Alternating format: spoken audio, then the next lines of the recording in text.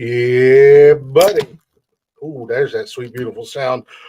What's going on, everybody? Happy Monday. Welcome to Nonsensical Nonsense. Got Tony D in the building. You guys know me by now. I'm Glick.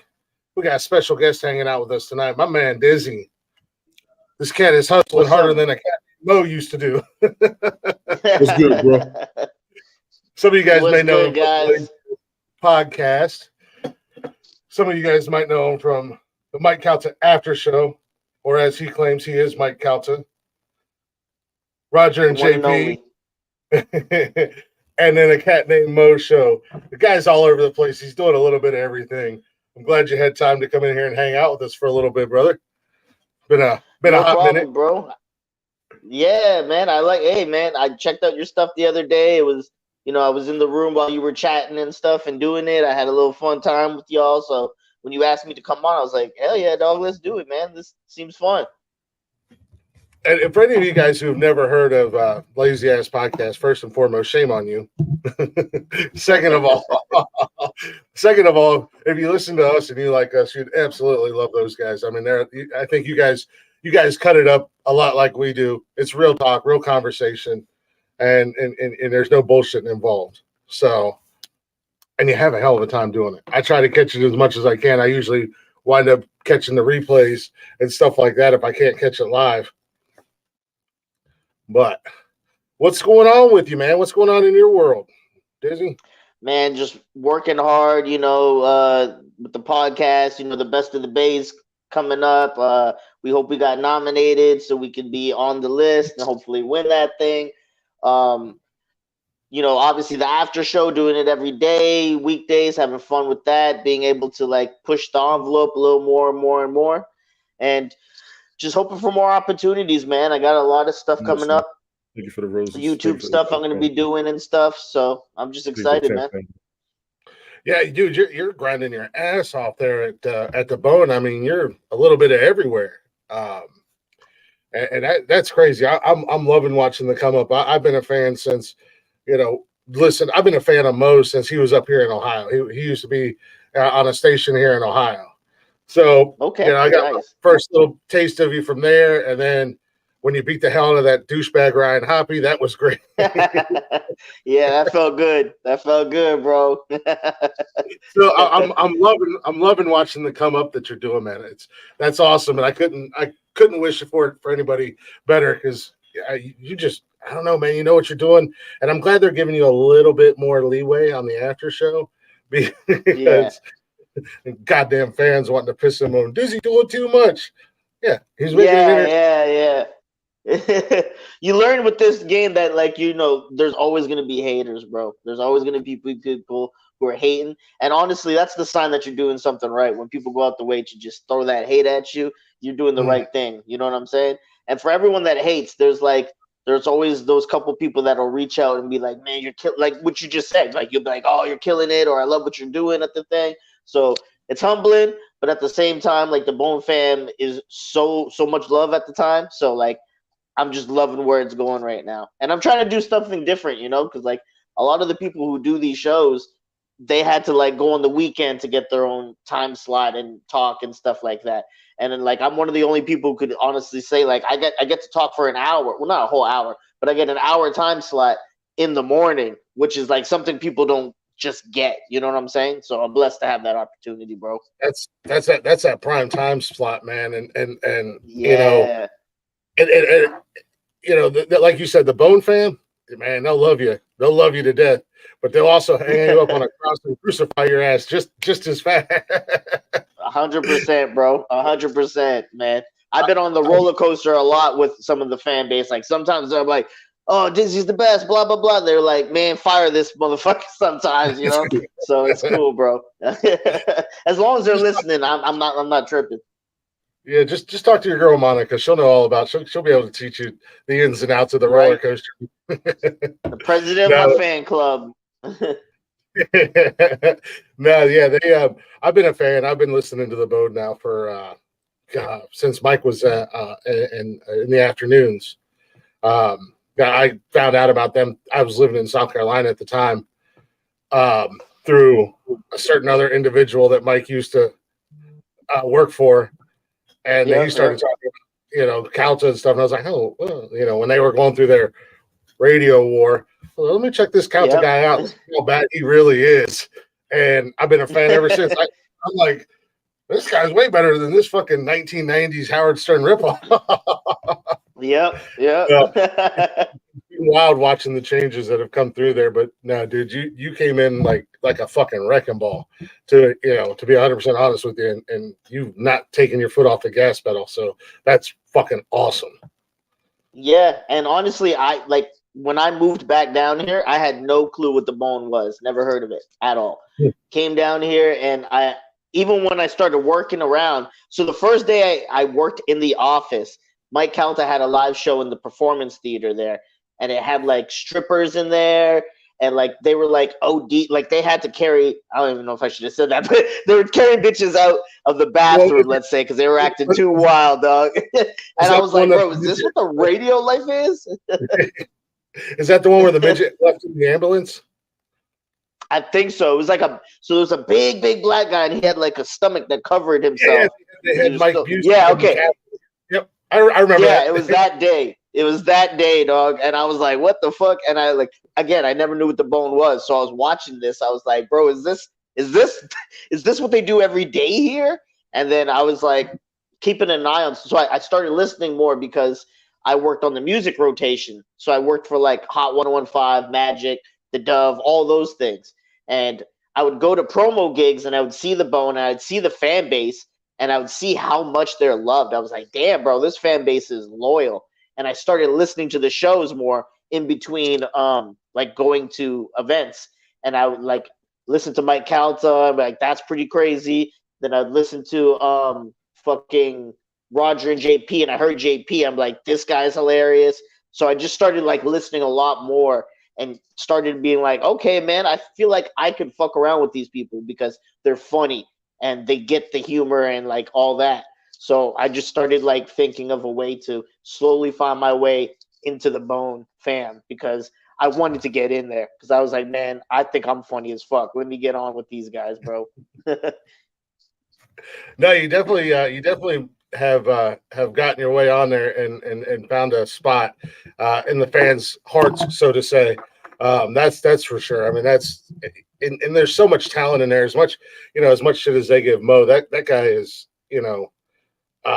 somebody that I've always wanted to be in radio, that I used to look up to because I was a fan of him when they were up here in Columbus. They had a morning show. Yeah. So you have so much talent if you take advantage of the opportunity to learn from and listen and then not shit on everybody as soon as some half-ass bogus opportunity comes around. Yeah. That was one of the things I was always, I mean, I grew up playing sports, so criticism is something I could always take because I always wanted to better myself. I always wanted to I'm competitive. I always want to be the best out there. So I'm going to listen to criticism so I can be better. When I wasn't even working on the Bone, I started listening and I heard Hoppy, I would give him criticism and like positive. I'd be like, bro, if you just leaned into you being you and stop trying to be what you're not, you would be full time on this station, right? And anyone who knows him knows he can't take bro froze on us. criticism. So like he shut it down. We back? Yeah, you back now. Okay. Go ahead. Yeah. So I was just like, damn, bro, like this guy doesn't know how to take criticism. I was like, he needs to get in there more. And I was even planning on being on the Bone at this time. I was planning on Atlanta and doing a marketing job there. And I'm not going to say who, but I feel like someone at CMG kind of stood in my way and was like, kind of like my biggest roadblock for the longest time. And I couldn't get past this person. I just didn't know what they didn't like about me, dog.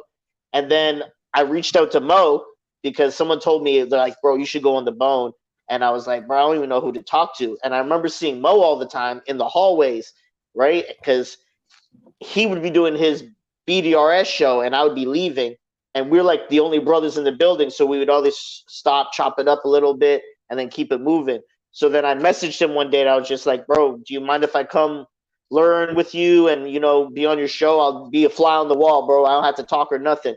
And he's like, yeah, man, come on out. And I did.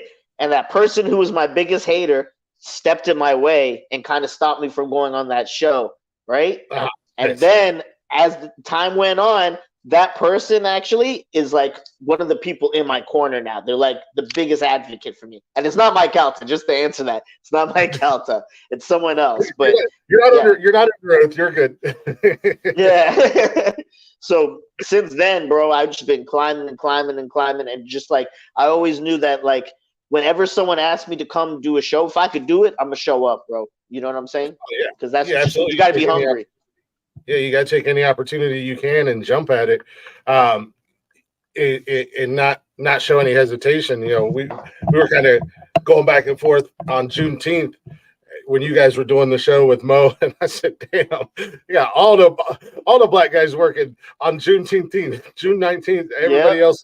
I'm like, yeah, damn sure is. And the other thing that I appreciate, that I like about you, man, is even on air, man, you say whatever the fuck you want. Even like if something's aggravating you at work, you're just like, yeah, these motherfuckers. I'm like, okay, Dizzy. Yeah, for sure. I mean, one of the things I learned early, like, people will see right through bullshit. So you got to be yourself. So I'm always, what you see on air is what you're gonna get off air. I'm gonna be the same type of person. If I have a problem with you, I'll say it on air because I have a problem with you. I don't want to fake it. You know what I mean? Like, me and Monica bumped heads because there's times where I've been like, no, I don't like how you do this. I'm pissed at you. I'm gonna say it. I'm not gonna hide it because that's just who I am. And I also knew that, like I said, people can see right through your bullshit. So I'm not gonna fake who I am on air. I'm gonna be the same if I do in these streets. I'm gonna do on air. FCC took him off the air. Hey, Mandy.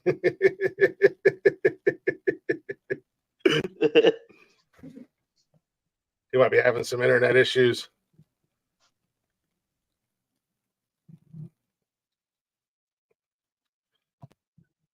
I think you're back. You might be having some internet issues down there.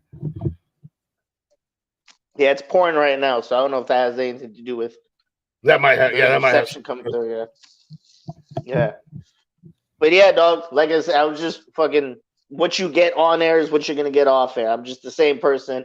I always knew that, like, going into this radio thing, I didn't want to have any regrets. I'm gonna say how I feel. I'm gonna make the jokes I want to make, and I'm gonna say what exactly is on my mind. If you don't like it, fuck it. I don't care. But that's me. You know what I'm saying? Yeah. And that's kind of how we are on this show, especially me. I'm very, as Tony says all the time, I'm an opinionated motherfucker. I speak my mind. I don't give a damn. I don't care who's listening, whose feelings I hurt. I'm gonna say what I want to say and do what I want to do.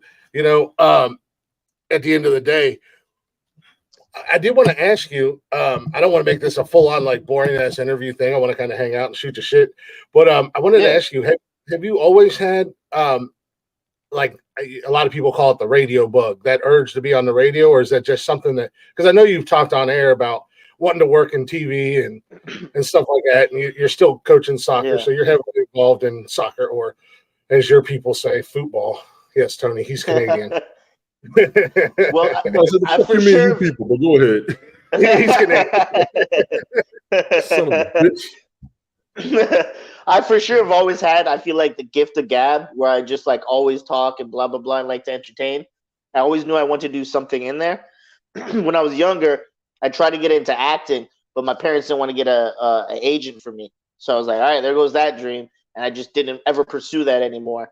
But I did do some stand up and kind of fucking hosted events in Canada and shit, and I just started falling more in love with it. But I used to have a brother, and I said my brother, but he was my best friend. But, like, he grew up with me, lived at my house. He was basically my brother. He used to make music, and he was all into the music. He was super fucking talented at hip hop. So I was managing him, and I got into radio actually because I figured that would be the best way to get his music out there and push his music a lot. But unfortunately, literally the last day of my exams, like my final exams, he took his life the night before. And I didn't know until, like, I saw the phone call the day of my exam, and I didn't answer it because I was going in. I was like, oh, I'll holler at him when I come out. Come to find out it was this girl who was calling me and was like, bro, bro's gone, blah blah blah. And then it was just like, fuck, man, what am I gonna do now with this radio shit? Like, there was a different reason for this, Yeah. and it was just a lot because I did have that exam, but I had another exam coming up, so I couldn't even go to his funeral. So I was just fucking like, oh shit, what am I doing? And I tried to get into sports radio, but in Canada, it's all hockey and baseball, and I don't really know shit about that.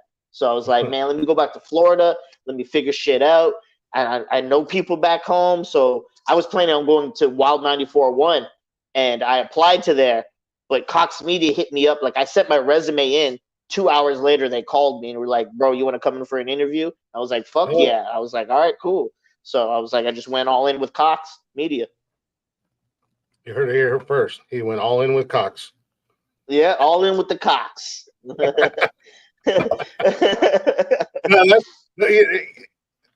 First and foremost, I'm sorry to hear about your brother, man. That's that kind of loss.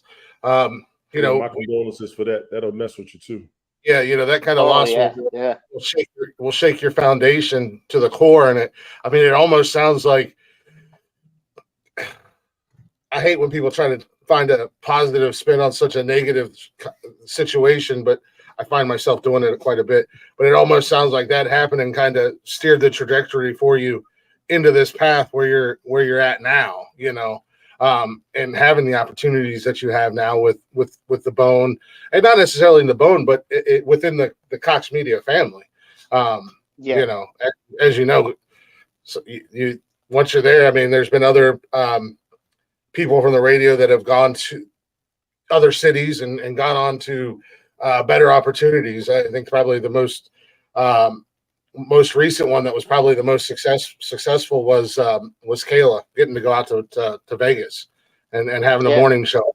So, you just never know what other opportunities once you're in and people are hearing you and what you do, and you're still a younger guy. So you have that opportunity to be on some of those, those younger channels where they're, the music's directed at a younger generation. So they might be trying to phase out some of the older people, if it's not necessarily talk radio, but you have that opportunity with that younger crowd with music radio and stuff like that. So, you never know where's you two. For sure. Everything happens for a reason. And I learned that like a lot more growing up, especially like more recently. When my brother passed, I knew it was like something really hard, but I definitely learned from it and pivoted, and it definitely changed me in a better way. As bad as that sounds, I learned in a better way. And that was mostly too after therapy, because I was engaged. I talked about this in there. I used to be engaged. That fell through, and that fucked me up too, because when that had happened, I was planning on leaving radio because I had put like $12K together as far as an investment, and I was going to invest in a medical marijuana grow house, and that was all going well, and they were building it, but then COVID hit, and that fucked everything up. So I lost that, and I lost my fiance at the time, so I was just dealing with a lot, and I was just at my lowest point. And thankfully, I went to therapy, and when I went to therapy, I was like, I wish I did this when my brother passed away, because I would have been in a so much better mental space and be able to really pivot with the shit I needed to do. So I learned that, and like ever since then, anything that happens to me, I always think like, bro, this is a learning lesson. Just take it, man. And like now, even when people say shit to me or like anything, I was like, I've been at my lowest already. I know what rock bottom feels like. So nothing anyone says or does to me can make me ever feel that way again, because I've already been there. So now it's always only positive from here. You know what I'm saying? Yeah, exactly. No, exactly. Excuse me.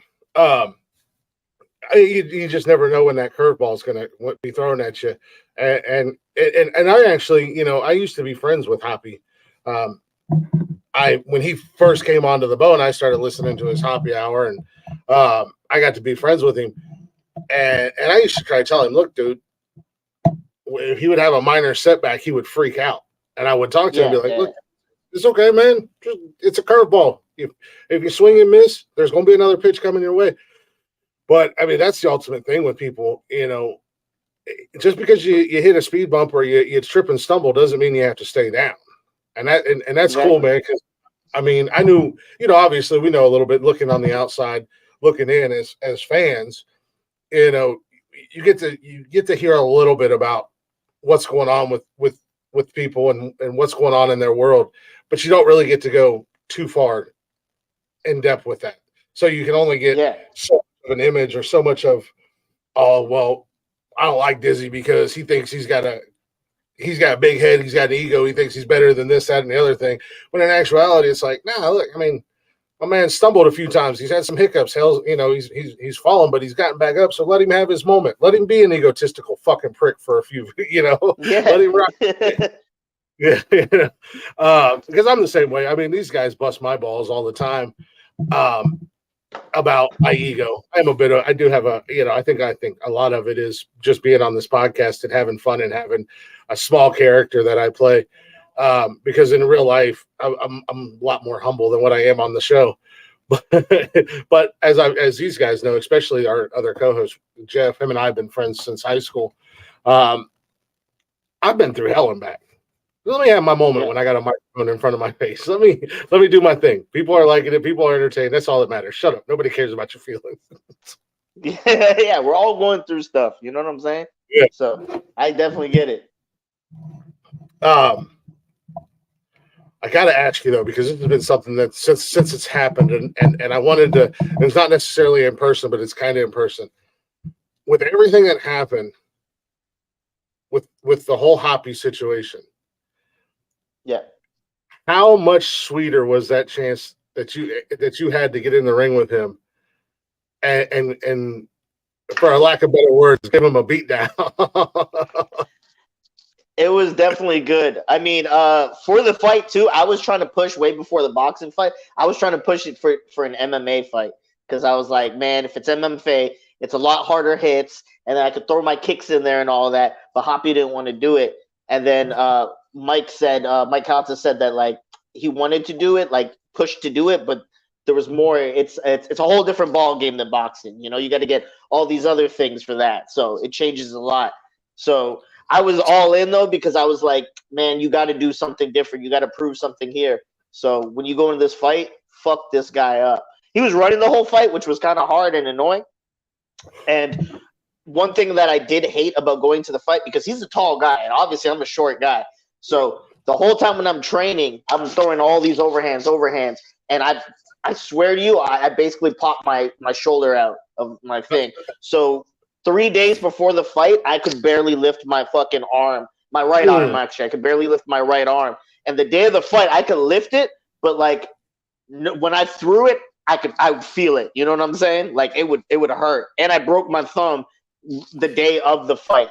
Like of the fight, I threw a punch, and like when I connected, it broke my thumb. So I felt that during the fight. But the whole time, I was just like, man, you got to put on the show. You got to put on the show. You can't let this guy get any good hits on you. You got to make sure you put on the show. So I just fucking went for it, dog. And it paid off because I had like my cousin there repping me. And at the time, the guys I did a podcast with, and I just had a lot in my head.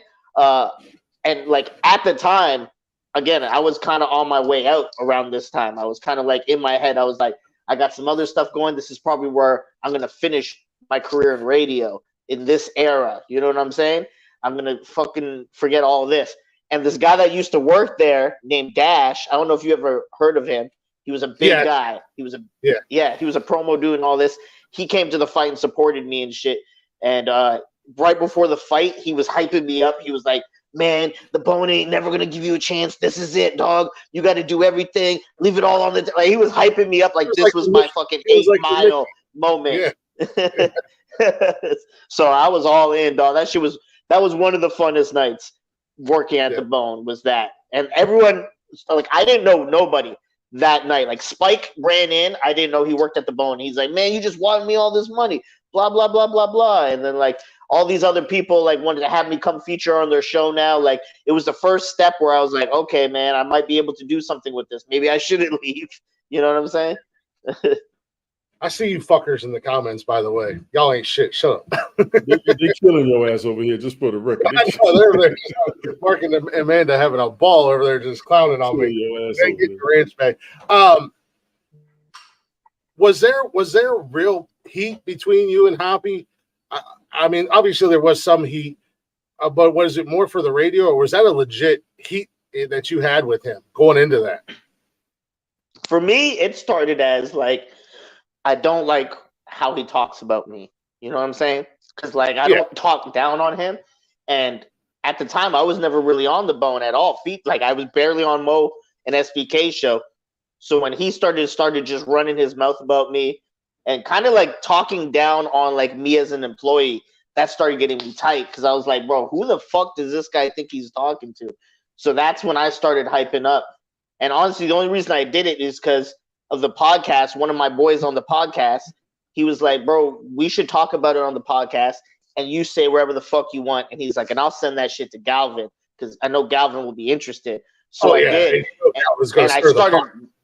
Yeah. So they did. And they just started like, anyone who knows me knows that I'm pretty good with the snaps and the roasts, right? Mm-hmm. I'm a shorter dude. I told you this. I grew up shorter. I grew up in the era of like when niggas would be like, get them, you know, and they'd roast each other and shit. So I had to be quick with it, and I got real good at it. So they just kind of like let me loose on the podcast, and I just started ripping on Hoppy and like, oh, you know, calling him like all these fucked up words. I'm like his simple jack looking ass and all this stupid shit I was saying. And when Calton and them played the clip, they loved it. And that's when they were first like, this is the little dude we see all the time in the fucking studios and shit. All right, let's see what this guy can do. So I was all fucking in on that shit. And it really hit the wall when we were on air one day and they brought me in the studio to promote the fight. And this point, like I was more leaning into it as a radio bit. I don't know what Hoppy's idea was, but he came in the studio one day. They tried to surprise me with him, which I knew he was coming in. And he started talking shit, and he was like, he called me a pussy, and I remember that set me off because it's like, who the fuck is this guy calling a pussy? I was like, bro, I'm half the size of you, and I'm the one hopping in this fight. If anything, you the pussy. And I remember saying a line to him because he had just got out his breakup, and I was like, bro, your engagement's not the only thing you're gonna lose this year. And then they were like, oh my god. And that's when I like at that point I was like all in. I was like, man, I'm gonna fuck this guy up, dog. Just lost your boy. No, I'm so saying you can turn the camera off. You good. I remember that. I remember that on the air, and I was like, oh, okay. But you know, Hoppy always had that ego, like he was bigger than what he was, and it was nice to see that you got to come in and, like you said, being the smaller guy. Because for those of you guys who don't know, I know we're kind of talking shop here. Me as a fan of the Bone and him working there, Hoppy's almost 7 foot tall. Yeah, and he's not 6'9". He's not 7 foot lanky. He's got a little bit of camera's off. He's got a little bit of a build on him. Sorry. Mama's laughing at her. Getting ready to get in the shower, but she had to throw her clothes into the Close washer. The damn door, woman. Close the damn door. Well, the washer and dryer is in the bathroom behind me, and then our bathroom in our bedroom. So she had to go from one room to another. You good? I'm about to turn the. Yeah. I was saying, it picks up like just past the dresser. No, good. Okay, you're good. You better be. But I I remember when you guys were going back and forth on this in the studio and stuff like that. But you know, that had to be. You would have thought for a normal person that would have been humbling to go into that fight thinking, "Oh, I'm bigger, I'm stronger, I'm gonna win," and then you lose, and then you know. He was kind of clowned on. He was, in my opinion, I think he was given way more opportunities than he ever should have been given on that network or on that radio station. But what the hell do I know? I'm not a radio guy. I'm just a fan getting on the outside looking in going, why is this fucking ass clown? And it's funny because after he, and let's just call a spade, he screwed over CMG down there. And 1025. Oh, yeah. Once he lost that Mike Calto rub, his numbers went to nothing. Yeah. And I had messaged him. I said, "Hey man, hopefully everything still keeps going good for you. I hate to see you burn that bridge. You had a good thing there, but hopefully, this is the comeuppance that you were looking for." And he shot me this nasty ass fucking message back. And I was like, okay, bro, I hope you fail. And then I was watching his numbers and stuff like that on social media, and I messaged him back, and I was like, "You see what acting like a bitch gets you?" Yep. And yeah, needless to say, I haven't talked to him since shortly after he left. But you mentioned the podcast, and as I said, the Lazy Ass Podcast. You guys can find them on Instagram and on all that social media and whatnot. It's kind of changed a little bit because wasn't how did you kind of come into taking over? Because I remember wasn't AJ on there at one point in time? Yeah, so the way it started is when I started at CMG and shit, and as time was going on, I knew I was starting to do reps with Mo. I was just about to start doing episodes with him. I think I did one at the time, and I talked to AJ because he was in promo, and me and him would kick it in promo because I thought he was a cool dude. So we had good conversations and we'd have laughs. And I was like, bro, you trying to do this podcast with me? Because I was like, I don't want to do it by myself because I'm not that's so weird to just sit there by yourself on a mic and talk. That's weird. You know what I'm saying? Like it feels weird when I do it on the after show. So I couldn't do that for a whole hour just by myself. It's tough to do. I mean, these guys, I did it for years, did live streaming like on Periscope and then on TikTok and stuff like that. But it was very heavily chat led. It wasn't just me just ranting. Yeah. When we started this podcast, I got so used because originally it was just Jeff and I, and we did the show for about, I don't know, about 6-7 months or so. And Tony was I met Tony through the app that we were using. Oh, excuse me. He was a friend, and him and I become friends, and I'd hang out on his streams and stuff like that. And he was a fan of the show. And we used to do a starting five competition thing, where we would just have a random topic, and we would pick we would do like an NFL draft style, and draft our top five, and then put it up on social media and let the audience vote on who had the best one. But Tony was doing that as a fan on the outside, and then he came in. So I've been doing this show now for 2 years, a little over 2 years, with these two guys. And just recently they're like, oh, you should do the Glick show or do a show on your own. And I've done a couple, and it's such a different world when you're trying to do a podcast on your own, because you feel like a jackass. You don't have that second or third chair to kind of lean on if there's a lull, and the chats aren't always coming through fast. So I totally understand that. Trying to do it on your own, it's tough. So I try to come in with I'm going to talk for an hour, I'm gonna do an hour and a half, but I'm gonna have a topic. So but so I didn't mean to interrupt you there, but yeah, so you and AJ originally started it, right? Yeah. So we were kind of figuring out what we were gonna do, like how we were gonna approach the whole idea, because I didn't have any of the equipment or nothing at the time. So we agreed, all right, boom, we're gonna do it. Then there was another guy in promo named Anthony Puglisi, and he went by Pugs, and he was good friends with AJ, and I guess AJ had told him the idea, and he's like, hey, do you mind if I jump in with y'all? And I was on the fence because I didn't know who the guy was at first, and AJ said he has access to a studio. I was like, he's in, he's fucking in, let's do it. He has access to a studio, he's in, 100% in, because he went to Connecticut School of Broadcasting, and he became like he works there too. So once you graduate, you get free studio time, and then he's in charge of scheduling. So he always had us perfectly booked. And once the place closed down, we were able to do our show uninterrupted. So we decided to do it there. It's all the way. It's like 40 minutes from me, and rush hour, and I had to drive there. But I didn't care. I just wanted to start working on my craft and get more comfortable behind the mic.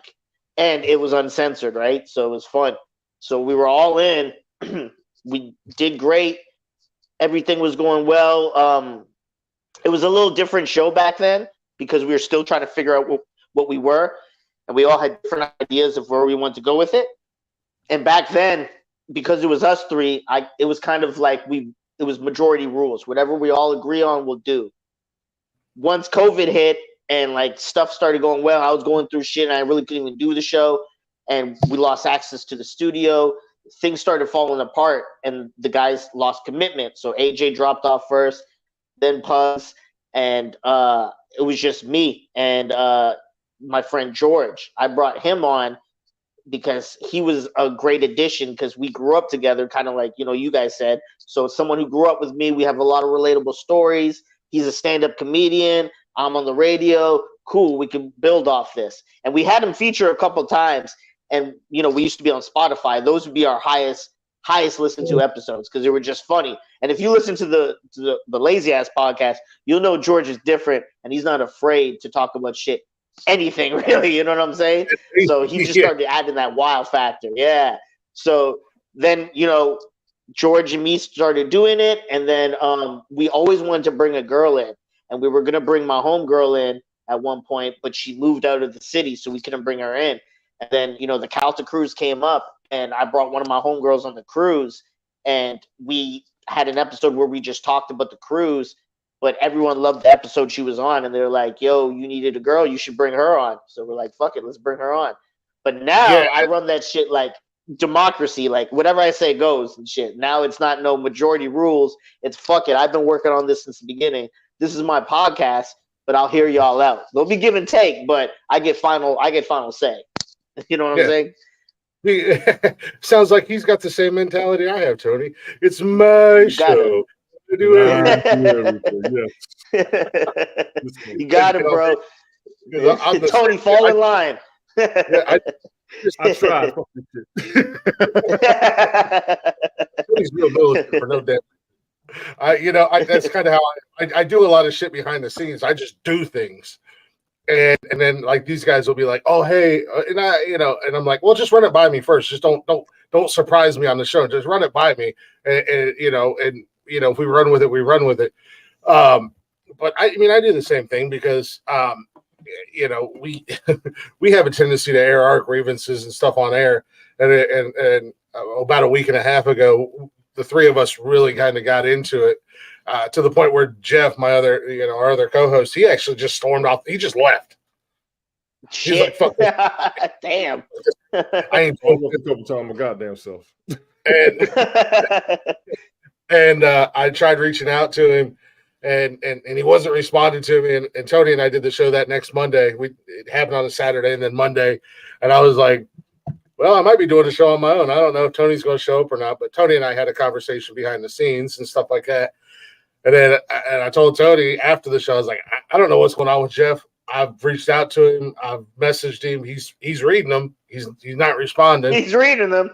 Yeah. I was like, and then he showed up on that Wednesday. But sometimes you reach that point where, and like I said, we don't sugarcoat anything. We're real. If we can't be real with ourselves, then how are we gonna say we're real? If we have an argument on the show, we're gonna have an argument on the show. Fuck it. And I ain't delete. I don't edit shit. I'm not the one that. I've only edited one show, and I've only deleted one show and taken it off of the internet. And both of those were per Tony's request, and we talked outside of the show, and I understood where he was coming from. So, as I didn't want to be a complete dick, so I just scrubbed them. I scrubbed one whole entire show. Which outside of and it wasn't even a fight amongst ourselves. It was just with the haters. But I'm the type of person, I'll ignore you for so long, but then I'm going to sit back and I'm going to watch and I'm going to listen and I'm going to collect my ammo. I'm going to collect my dirt. And then when I unleash hell, I don't give a fuck about your feelings because at this point in time, I've ignored you and you keep coming and acting silly. Now I'm bringing all kinds of fire and just setting everything up. So it was one of those times, and Tony was like, hey man, I know you were mad, but if we can drop it, I'm like, don't worry about it, I got you. And then there was one that I just heavily edited. So to listen to the replay, it sounds really fucked up, but it's still a good show. But no, the addition of I've thought about it, and we've kind of flirted with the idea of adding a girl on the show. I'm just hesitant to add a girl on the show because A, I don't know anybody that well, and B, we have a tendency to go on tangents, and a lot of women are and it's not a shot, it's not a jab at them. They're easily offended, and in today's society. So and I don't want to turn our show into something where we have to walk on eggshells and pussyfoot around subjects if something comes up, because we don't want to have a goddamn meltdown, which we, and it's like, oh, have a meltdown on my show, fucking leave. I don't care. Yeah. But and I'm just not one to kiss ass. I mean, yeah. Who I am at the end of the day. So, but she's been a really cool addition to the show, and I like George on the show too.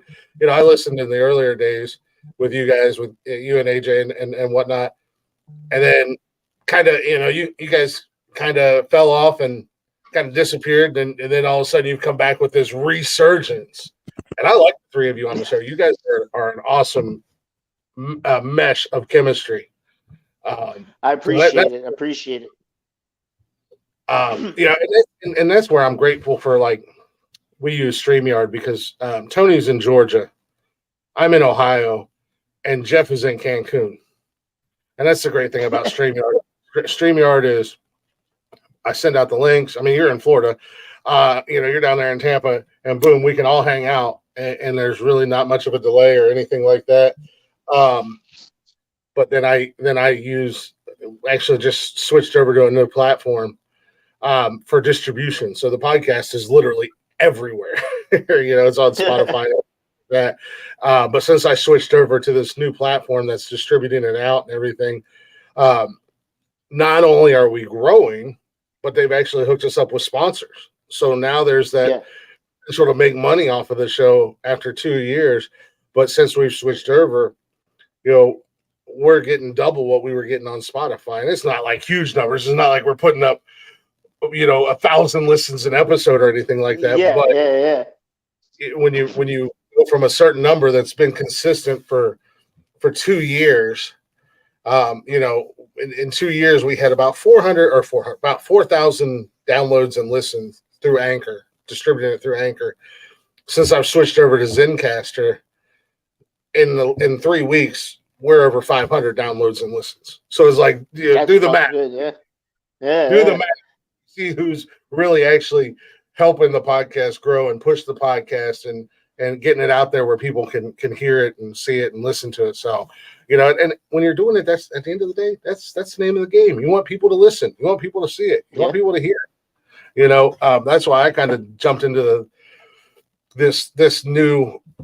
After our argument, I had to sit down and I had to really think and have me a Michael Jackson moment and talk to the man in the mirror, and kind of remastered the show with what I want to do and how I wanted to operate. And one of those things was bringing guests on. I don't care how big or small your podcast is or how big or small you are.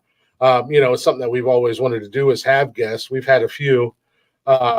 Probably our biggest was our two biggest were Chris Cluey, former NFL player. He was a punter for the Minnesota Vikings, probably one of the greatest punters in NFL history. But unfortunately, his career was cut short because of his, I won't say political views, but he was a very strong activist and ally towards the LGBTQ. So, and he said it himself that's part of the reason why he thinks his NFL career was so short. But he was a great guest, man. He came on here. We didn't know what the hell to expect, but he came right in and was just rolling with the punches, talking shit to the point where before the show was over, he was like, "Can I come back again?" It was like, that's awesome. He was like, "When's the next show?" "Oh, Saturday night." "All right, I'll see you Saturday night." I was like, "Shit!" It blew my mind. And then one of my favorite rock bands, Blacktop Mojo, we had their lead singer on here a few months back, and that was just kind of one of those fangirl moments for me. It was like, holy shit, I've been listening to this band for almost 10 years. When we started the show, I had reached out to him and said, because I wanted to have breaks and be able to take, that 5-minute, 6-minute break. So grab another refreshment. I like to drink, go recycle beer, whatever. So I wanted to have music incorporated, and I didn't think I was going to hear back from them, but I didn't want to play their music without permission. And it was like less than 5 minutes. They hit me back. "Absolutely, man. Just shout us out, tag us. You can play as much of our music as you want." Hell yeah. Cool. So that's awesome. Yeah. then we finally got, it took a long time because those guys are always on tour. I swear to God, they're like probably one of the hardest working musicians I've ever seen in my life, because they come back from tour, they're off tour for like 3 weeks, they record a whole ass album, and then they go back on the road for 3 months. Shit. When we got Matt, the lead singer, he was literally, they were leaving that night. He was on the tour bus. They were going to their next stop the next morning. And it was just like, okay, this is kind of surreal that this little Know Nothing podcast, we're actually getting some names on here. Even you, man. I mean, you might not believe it, but this is kind of a big deal for me having you on here, because as a fan, you're the guy I listen to on the radio all day long. I appreciate it. Like, this is a guy that I'm like, I like this dude. I really like this dude. And then now you're here, and it's just like, holy shit, this is kind of surreal. I mean, so with this whole Bone thing, like, it was, with meeting like listeners, fans, whatever you want to call them, I was getting humbled a lot more when I would have random interactions with some. Like, I was at another job once, and I was doing samples for like Miller Lite and all this shit, and I gave this guy a sample, and he said something to me under his breath, and I didn't hear him, and I just kept handing out samples. I was all the way in Sarasota. I don't know if you know Florida like that, but it was like 4 cities away from me. So then I give a sample to his friend, and he goes, "You're Dizzy, right?" I'm like, "What?" Because like no one calls me that really, just unless I know you. And he's like, "You're from Roger and JP show." I was like, "How did you know that?" He's like, "I can tell with the voice and blah blah blah." And then it just started snowballing because I would get on air more, and like people would start recognizing me. And I always knew, like, if someone knows me, I'm gonna have a conversation with them. They took the time to find out who I am and appreciate me, I'm gonna have a conversation with you. So people like you who are good fans and cool people, and you have podcasts, I'll go check out the stuff. And if you're not a weirdo, I'm like, fuck yeah, let's do it. Let's do a show. You know what I'm saying? Because there's another guy I've done a podcast with, and same thing. But before I went on, same thing I did with you. I went and listened to some of it to make sure I'm not going on some weirdo's show or something that I might not align with the best. You know what I'm saying? So, but if you're cool people, yeah, man, let's chop it up, bro. I'll always have time for cool people. You know what I'm saying? So, and with your podcast, I think you should, what you just said earlier with the guests, keep doing that, bro. Keep having them guests on, because when we were killing it with the podcast, numbers with the people you bring on, that's how you get new fans. I have had random people, like a friend of mine was like, "Hey, my boy listens to your podcast." I was like, "What? What are you talking about? How did they know about my podcast?" She was like, "Oh, he follows some comedian, and you have that comedian on, and he posted it, so he listened to the show, and he's a fan of it." I'm like, "God damn, cool, bro." Straight networking. Yeah, exactly, bro. So I'm trying to get guests back in here. We've been working on the home studio and shit. So once that's up and working better, we're gonna be pushing guests out all the time. Every episode we'll have a guest. Like, that's the best thing you could do. And you're kind of lucky down there where you are, down there in Tampa, because there's a lot of amazing, and I've been down there a few times. I came down a couple years ago, and I was actually on Happy Hour. I got a friend of mine that does the Kevin Hawley show. He hasn't done one in a while. Now all of a sudden he's a stand-up comedian. A guy who comes up with us, Stan, him and his buddy Mike used to do Open Mic Live. Unfortunately, COVID kind of killed that for them, because that was their whole niche, was they had a home studio, so they were bringing in all this local talent, musicians and comedians, and they were real good friends with like Rio Paris and Cam, who have since started to blow up. Obviously, Cam blew up, but Rio's starting to blow up and stuff like that. So they were bringing all these guests in and hanging out with all these guests, and it's all about networking, but it's also at the same time, you want to make sure you have guests that, like, if I'm going to promote you being on the show, at least try to return the favor. Like if I, like you did today. I mean, I threw up a post and you threw up a couple posts. That way, that not only are our fans going to get introduced to you, but your fans will be able to get introduced to, like you said, these. And like I said, you guys are in Tampa. I mean, they're starting to take over the comedy scene as being one of the big spots in the country. It's not in LA anymore. Tampa's becoming a huge hub for comedy, and that's great for you guys. Since you're down there and you want to run a show where you have a lot of guests come on the show and come through, because you never know when you're going to have like the next Bert Kreischer that rolls through the studio, and you're going to be like, hey, I knew him or her since back when, Exactly. Established relationship already, like Mike and Bert, they've been friends for 20 plus years, way before Bert blew up. And now all of a sudden they've got that friendship and that relationship. So, and I enjoy having guests on the show. We have fun just running the show on our own. We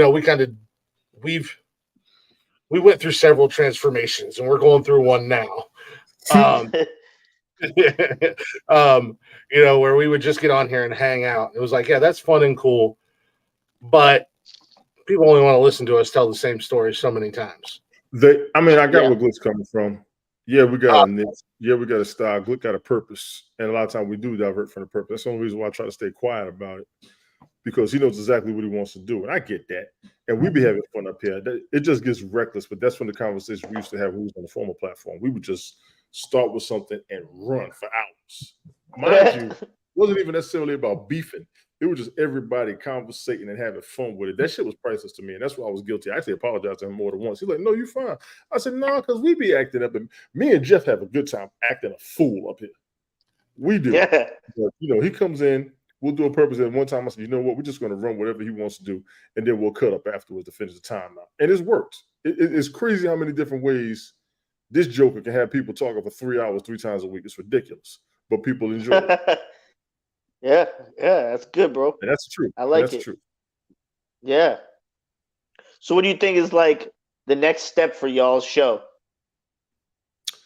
I'm following his purpose because that's what he wants to do. I do my own stuff too, so I try to do things his way. I don't like going on nobody's show and throwing it off. When I first started, I was a guest or somebody else just having a Q&A as a Christian versus an atheist, and I was a Christian. Those are the ugliest conversations you ever want to have. Let me be clear. Atheists are ridiculous. With it, and them fuckers don't care. It's disrespectful. Yeah. But here's the kicker. They got their proof.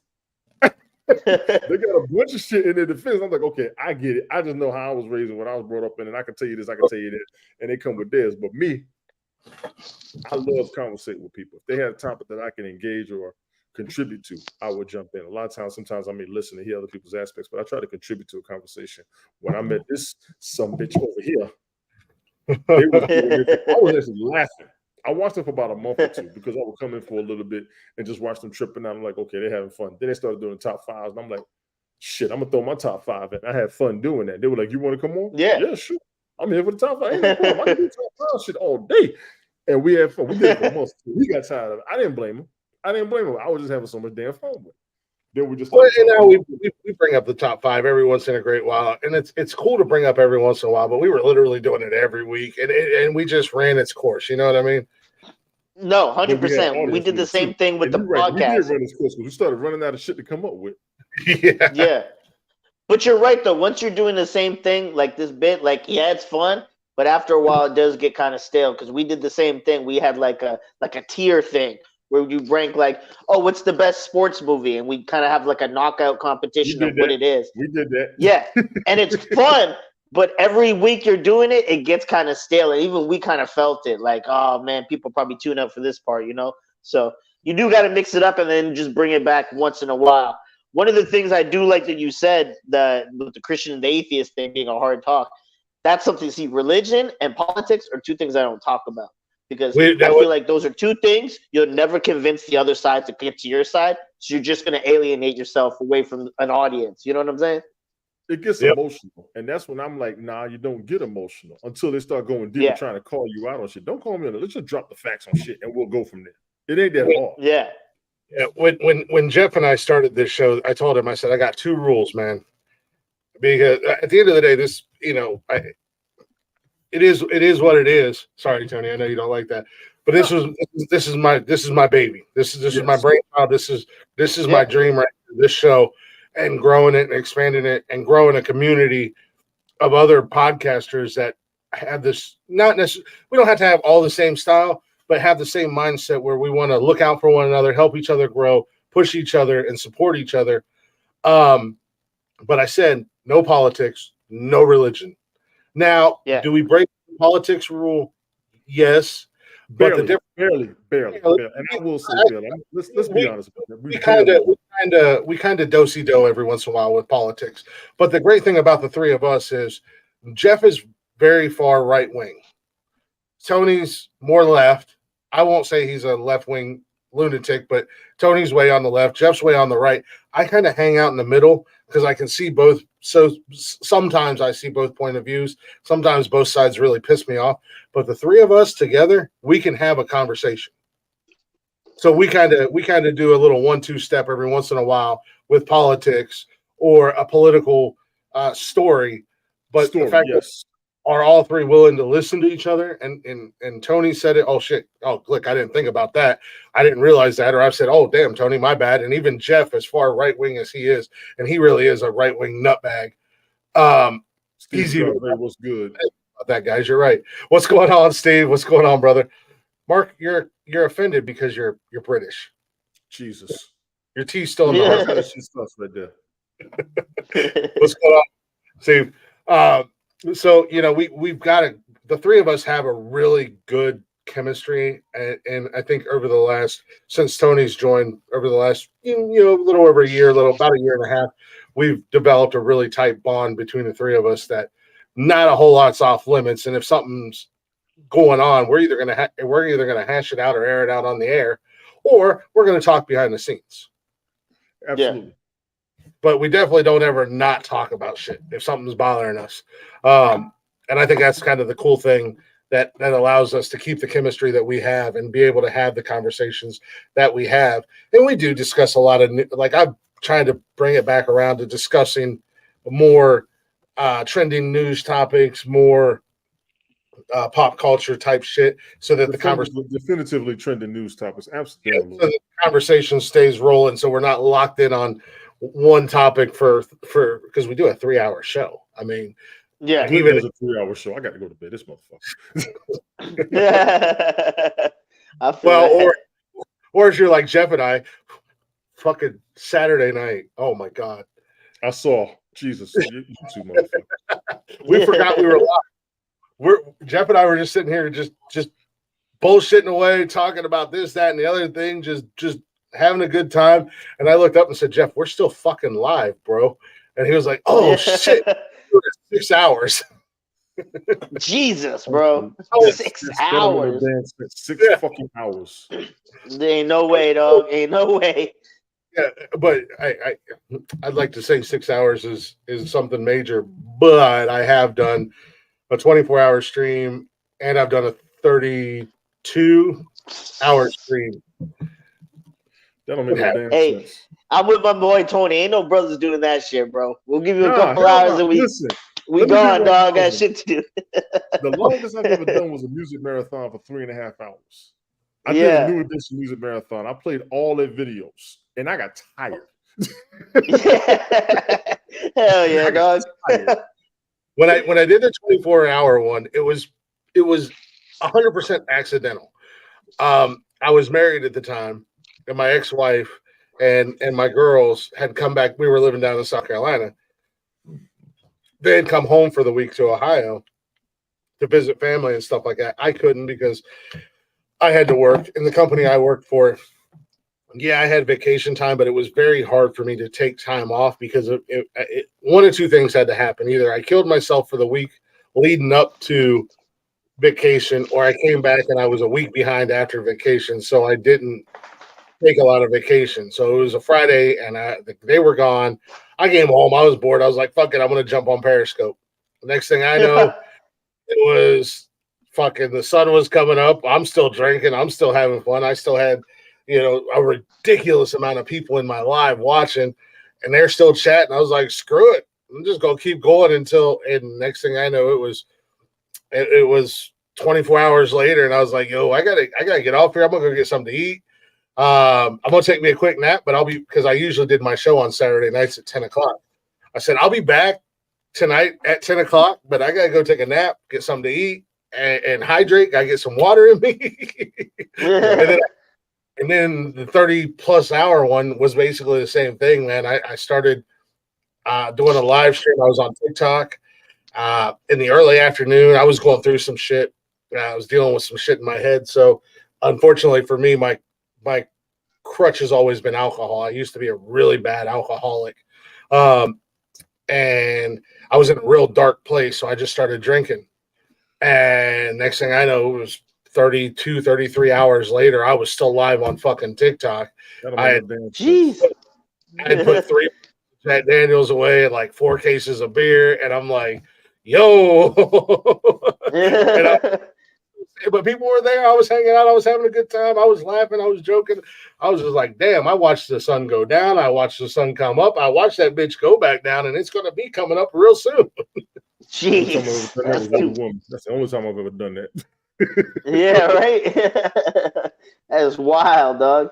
That's wild. So you got your got Paw Patrol in the building. Is that the one that got into a fight with the samurai? Yeah, it's my fucking dog right there, bro. That's Chaka, man. That's my ride or die right here, bro. Really loyal dog. Really loyal dog, man. I got him after the breakup because it was just something I wanted, that companionship to cheer me up, and that's my dog right there. That's my boy right there. Absolute, the best companions to have, man. You know. Yeah. I grew up with dogs. I even had a dog for a few years, just because I didn't have time. I didn't want to deal with one. And when I met my now fiance, and she moved in, she's got a dog. And this damn dog, from the first day I met her, basically claimed me as hers. So she drives me crazy. She's a bit dumb, but he's an idiot too. They'll get along. My dog's a dumbass too. Alone, damn it. Leave the dog alone. She's a good dog. Yeah, my sister said I should get one, and then I talked to like people like Galvin. I was telling him the idea, and he's like, "Bro, get one. Trust me, it'll help you." And I went to look at a different dog, and it was during COVID, and they were like, I didn't know this, but COVID, they were like, we're giving away the dogs because COVID's coming up. They need a home. So I got him for free, and I only saw him on a computer. I was like, that dog was kind of dope.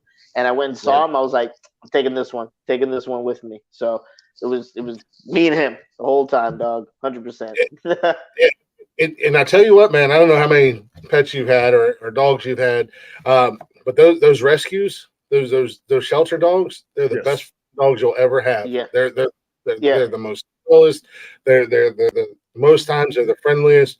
And they'll be the greatest dog you've ever had in your life. I've had a few of them, and I tell everybody, don't buy a dog from a breeder. Don't go to a pet shop. Don't go to the animal shelter. You the best dog you will ever find in your life. And I wouldn't have known that until I got one.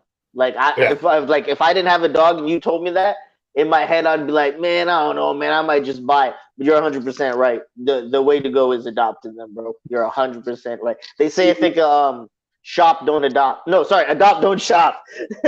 So, right? Yeah. So I get it, bro. I totally get it. Kids, shop don't adopt. Yeah, right. But yeah, bro.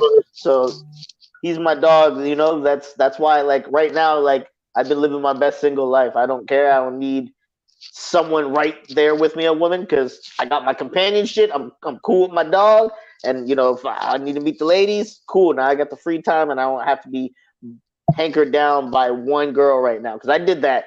My ex-fiance, I was with her 16 years, dog. 16 years. So I did the relationship shit, you know? Yeah, dog. I was like, yeah, bro. So after you do a long bid like that, you switch it up real quick. Man. My divorce just got finalized in December. It's still fucking me up. Mm-hmm. Oh, yeah. I've tried to move on, but me within myself, I just got to be honest. I wasn't all the way over the 100% that I put into the marriage. And a lot of people got to understand it about folks. You got to get past that. That's a hard phase to get over. You try to be 100% with somebody else after you go 100% with one person. You can't. There's only so much you can do. And that's nothing against the person you try to move on with. I was a complete opposite. I was with my ex-wife for 17 years. And when she left, I was like, oh. It was like was like a huge weight was lifted off my chest. But at the same time, we also stayed together for several years past our expiration point because we had kids, and that just made things that much worse. And and we get along. Like, she drives me crazy, and if she fall off a cliff, I wouldn't be upset today. But we get along pretty well. We co-parent pretty well. I mean, I do have my kids full time now, but yeah, we get along pretty well, all things considered. But we stayed together way longer than we should have. So when she said she was leaving me, it was like the first couple of days was like, fuck, like this sucks. It took me almost a year, and then it took me a couple months to get past because the kids weren't really wanting to be around me, and I don't blame them. I was not in a good place when she left mentally. I was kind of fucked. So that was harder than her actually leaving, was the kids not wanting to be around me for those first few months and only getting to see them limited time. But outside of that, I was good. But I mean, I kind of bounced around from relationship to relationship. I was engaged again, and then basically went down the same road with her that I was with my ex-wife. She was basically fucking everybody but me. and then I was like, fuck it, I'm done. I'm not doing this shit no more. I told these guys, I said, I'm gonna be fucking single. I don't care about women, nothing, blah, blah, blah. And then my fiance came into my life, and it was like, all right, now I realized I had to make that one last mistake. And I did ghost her before she yells out from the bathroom at me. I did ghost her once, and then we reconnected. But it was like, all right, okay, I had to make that one last mistake. She had to make that one last mistake to finally solidify this is where we're supposed to be. So now I think I've finally got through all my bullshit. Hopefully she's got through all her bullshit. We each found that one, and she's stuck with me now because I told her the only other option is buried in the backyard and me moving to Cancun. I definitely feel that. I mean, my shit was definitely a bad one too. It took me more than a year to get over mine. Because when we separated, for one, she broke up with me when I was on air, dog. I was on SBK show, and she sent me a text like it's like we've run its course, it's over. And I'm like, I remember like in the movies, when you like hear the ee type of sound, it was like that. Yeah. Like it was like a flashbang went off, and I couldn't hear anything anyone was saying. I was just like, bitch, what? On air, you're doing this to me? And shit like that. My lawyer called me. My lawyer said the divorce was finalized. I was like, okay, thank you. And I said, it was 10 seconds. My soul dropped. Yeah, dog.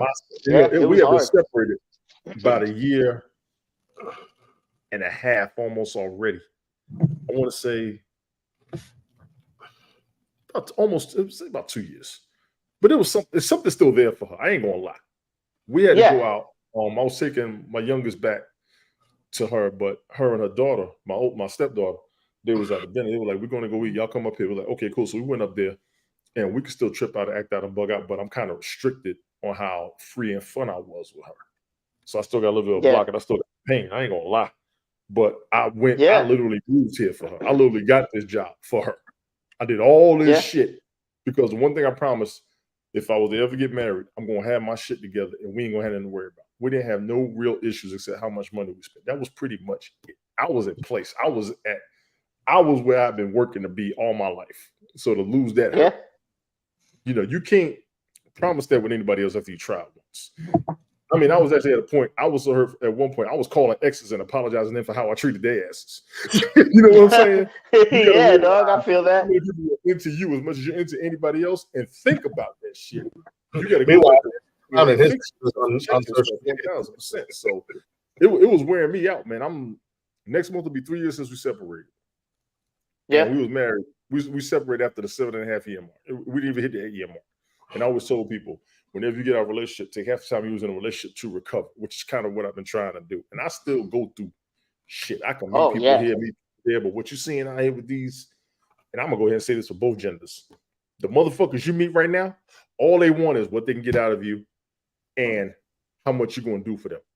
They are two separate Yeah. things. They sound Yeah. the same, but they are two separate things. So you almost can't trust a motherfucker right now. Yeah. You You ain't can't. lying, bro. And Yeah. I'm gonna talk to the heterosexuals, the homosexuals, the pansexuals, the bisexuals, all the multisexual motherfuckers, and my fellow heterosexuals.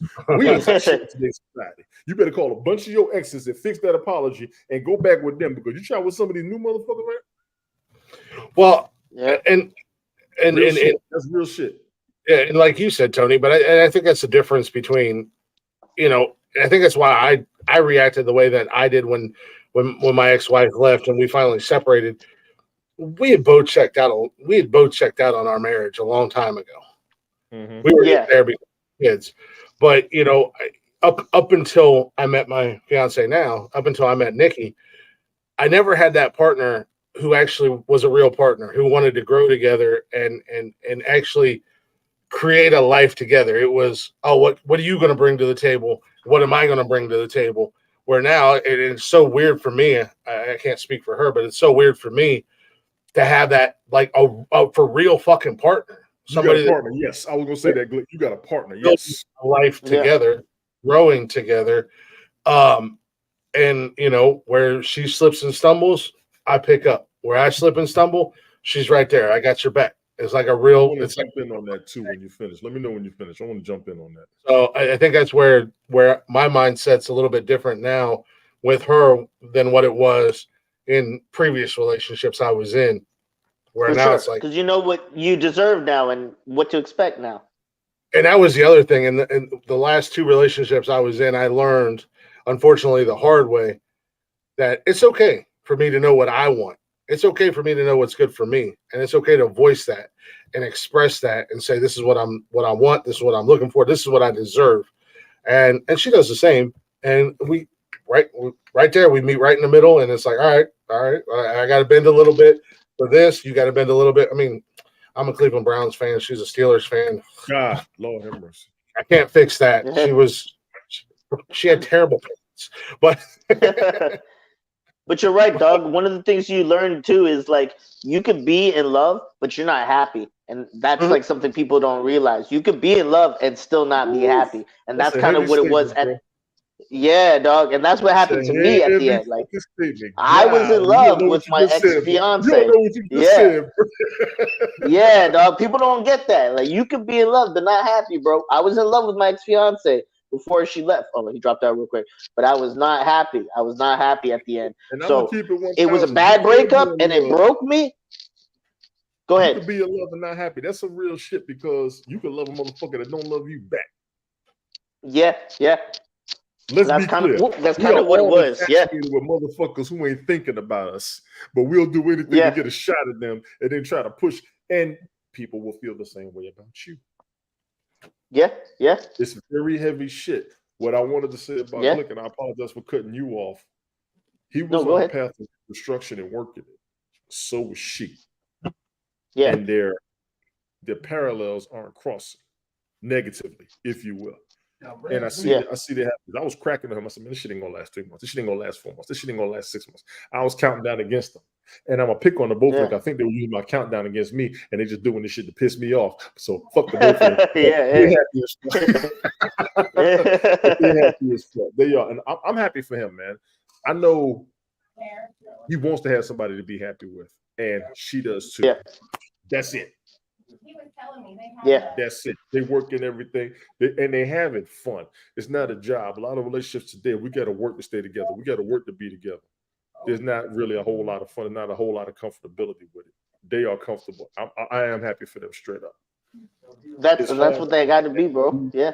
Yeah, and a lot of us are assholes, male and female. I'm gonna go ahead and say we assholes on how we do shit. You can't be that way when you're with somebody. Y'all got to come home. Y'all got to think responsibilities. Y'all got to think children. Y'all got to plan future. That's what I do with my wife. I'm going to work. I'm going to work every day. I'm going to work every day. She's like, when are you going to relax? I'm not. We got shit to do.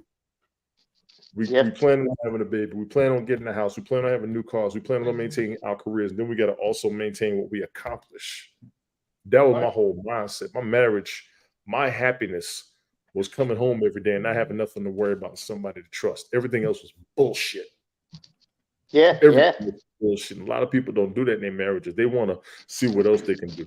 They want to try and do this. They want to try and do that. Man, I'll be here all day talking about this shit. Yeah. No, trust me, dog. On my way out with my ex, bro, like I did everything. I like when I was living here, I sacrificed having my own place because she was finishing her master's, and I was like, all right, I'll pay your rent and our shit there, so it's still there, and you could live comfortably, and I'll stay with my parents, and I'll figure shit out. I'll sacrifice. We got this joint account. When we separated, she cleared my joint account, our joint account out. She took all the shit. You know, like there was a lot of shit she hit me with at the end. Yeah, and she was one of those things like the punch out. You talked about the punch out. Like I told her, I was like, "You're off of school this week. I'm gonna fly you out. Come to this punch out." She didn't want to come out there for that. I was like, "Bitch, you don't even want to support me? The fuck?" So near the end of it, I wasn't happy, like I said, and I realized, like, yeah, I'm in love with this girl, but I'm not happy anymore. So when she hit me with the breakup, it broke me, but I needed that, and I didn't learn that until the therapy. That like all this shit, bro, like. That was the best thing to happen to you, dog. It was the lowest moment, and you were going through it. You were like in the darkest part of your life, but it was needed, dog. Because now you know what you deserve, and now, and I say this all the time now, and I even posted this like today. Like my ex now, she could not afford me, dog. She could not. She would never get this time now. You know what I'm saying? Like she decided to like play the strong card, and she wanted to put roles on it, and wanted to make me look like a villain. And that didn't go well with us, and we ended bad. And now it's like, bitch, you lost that. Because I know, that's facts. Exactly. And I was like, now I know, like, you'll never get this back now, and you're not gonna get what you had with me, no matter where you go. You might get pieces of it, but you ain't gonna get the whole thing that I gave you. You're gonna regret it one day. And guess who's not gonna be there to let you cry on their shoulder? Because I'm on to better shit. You know what I'm saying? And that's why, like, Carlton and them, they always talk about like the boats and shit. I show the fuck off with the bitches I be with now. You know what I'm saying? Because I want a lot of women are comfortable with being the ones that people to know, like, I'm good. Yeah, exactly, dog. So it's a different like being the ones that the women want to show off too. Some of us like that shit. I can't front. Oh no, that's one of the many things that I love about Nikki, my fiance. She don't hesitate, man. She does not hesitate to show me off, right? And I ain't nothing special to show off. I'm just a big fucking white Sasquatch. You really are not special to show off. You ain't just a big silverback gorilla, just lummoxing around, and she don't hesitate. She shows me off. She proud to tell everybody, this is my man. This is my man. Yeah, that's how it's supposed to be, though, Glick. That's how it's supposed to be. That goes a long way, bro. I mean, it really does. Because I ain't never had that before. I ain't never had anybody that showed me off. I was just like, oh yeah, that's my boy. Oh yeah, you on cloud nine like a motherfucker. Yeah. What? I don't have kids right now, but I know, like, I kind of want kids for sure. If it doesn't happen, it doesn't happen. But for me, how old are you, bro? I know when 35 now, so I still got some time to get it in. Yeah, you oldest. You were in your 20s. But I was 28 my ex oldest was born. And it'll change you as a man when you become a father. Yeah, for sure, man. And it's one of the things I know for sure is my ex fiance. She was my high school sweetheart. You know what I'm saying? We started dating when I was 11th grade. Grew up. One thing I'm gonna tell my kids, whether it's a girl or boy, don't fall in love with someone in high school and think that's your life now. Go out and spread your wings, because you start putting up with shit because you're growing together. And that might not be the person that's right for you. Like me now, I know my ex is not like what I want in life. You know what I'm saying? But I put up with it because we were growing together, and we started going in a different path, and that's why it didn't work, because she wasn't right for me. I know what I deserve now, and I know what I want, and that's only because I broke away from that. You got to break away from the things that feel safe and not be scared. You got to go spread them motherfucking wings and know what's best for you. So a lot of people, they get into a relationship and they become contempt, not contempt, but content. They feel a sense of comfort, they feel a sense of safety, and even though, like you said, you was in love, and I know I've been there, and I can't speak for Tony D. I've been in love. I ain't gonna I've been in love, but I wasn't happy. You know what I mean? Yeah. But you get kind of locked in, like, okay, I'm good and I'm comfortable. This is cool. This, don't want to rock the boat, but then you also at the same time, you kind of find yourself losing who you are. Yeah, for sure. Where in the last year or so, I have come out. The real me has come out. Where like before, if I went out somewhere, like if I was with somebody and I'd go out and we was at the bar or something like that,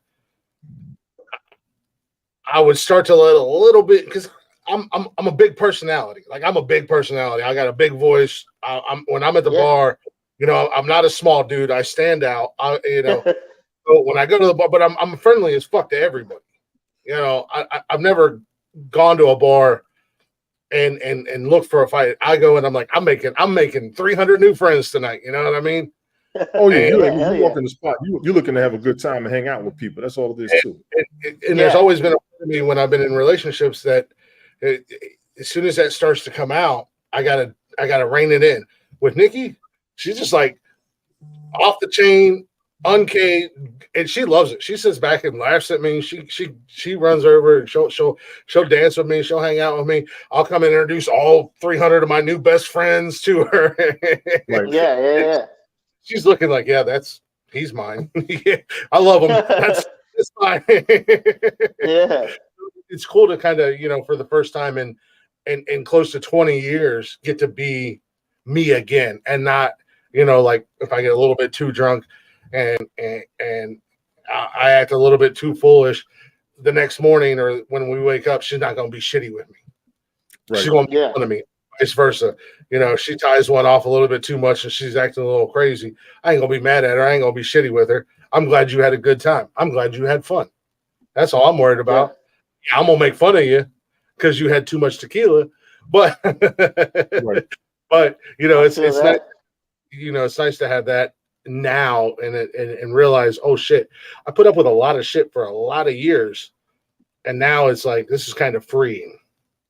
And it allows. It's like this is me, and in all honesty, as far as the show goes, it's made me better on this show in the last year because I'm not afraid to be myself. I'm not afraid to act a damn fool on this show and really let my personality fly because I know she's not going to be sitting out in the living room going, "Well, why the fuck did you say that?" She's not giving you any restrictions. She was the other night, Saturday night. We had Stephen Jarvis on here from the Stephen Jarvis and Friends podcast, and I was back. Dude, we was cracking up, and went out there. And I said, "I'm having this show is going way better because I didn't know what to expect from Stephen. I thought he was going to be a little bit more laid back, a little bit more timid, and he came in just guns a blazing. I mean, backstage he came right in like just ready to roll. I was back here rolling." She's like, I can hear you back there laughing. I said, yeah, we're having a blast. So that's comforting and it's nice and it's that like that's words are hard. Jesus. It's just a good feeling. I kind of derailed. It happens. No, I feel you, but you're right, bro. A lot of that stuff, like I just thought, like I was fooling myself with my ex. It would be like, okay, I'm an extrovert. I'm all this shit. She's the opposite. That's what I need. I need the balance. I need the yin to the yang. But that's not true. It was one of the things I was just convincing myself. It's kind of like you read a horoscope and you convince that works for you. You know what I'm saying? Like you're tricking yourself to making it think it works, but it might not. So my thing is like I need someone who's outgoing. I need someone who matches my energy. And one of the things my ex did, a big thing, was with the bone. She held my career back. She wouldn't let me do Drew Garabo's show. She wouldn't let me go on this show because she's like, I don't like the way they do things. I'm like, you understand this is like radio. It's a bit sometimes. She's like, I don't like it. Blah, blah, blah, this and that. She's like, she thought the whole Bone staff was just racist. And I was crazy to even try to talk on that air. I'm like, no, you're crazy. Don't make me go there with these motherfuckers. Yeah, right? That's actually what I was going to say, Diz, was, so I remember when you went through your breakup and stuff like that. And I remember how you were previously on air. I mean, even when Roger and JP kind of started to give you that first opportunity to be on the air more, you were a little bit more you were kind of held back. You were kind of restricted a little bit. But then, you know, after, you know, again, I am a fan. I literally, I listen from 6:15 in the morning when I wake up until 2 o'clock. I'm not the biggest fan of Drew Garabo. I think he's kind of a douche, but I do like John. But I've never been a big fan of Drew. But I listen from 6:15 when I wake up in the morning until 2 o'clock, and I'm just not the biggest fan.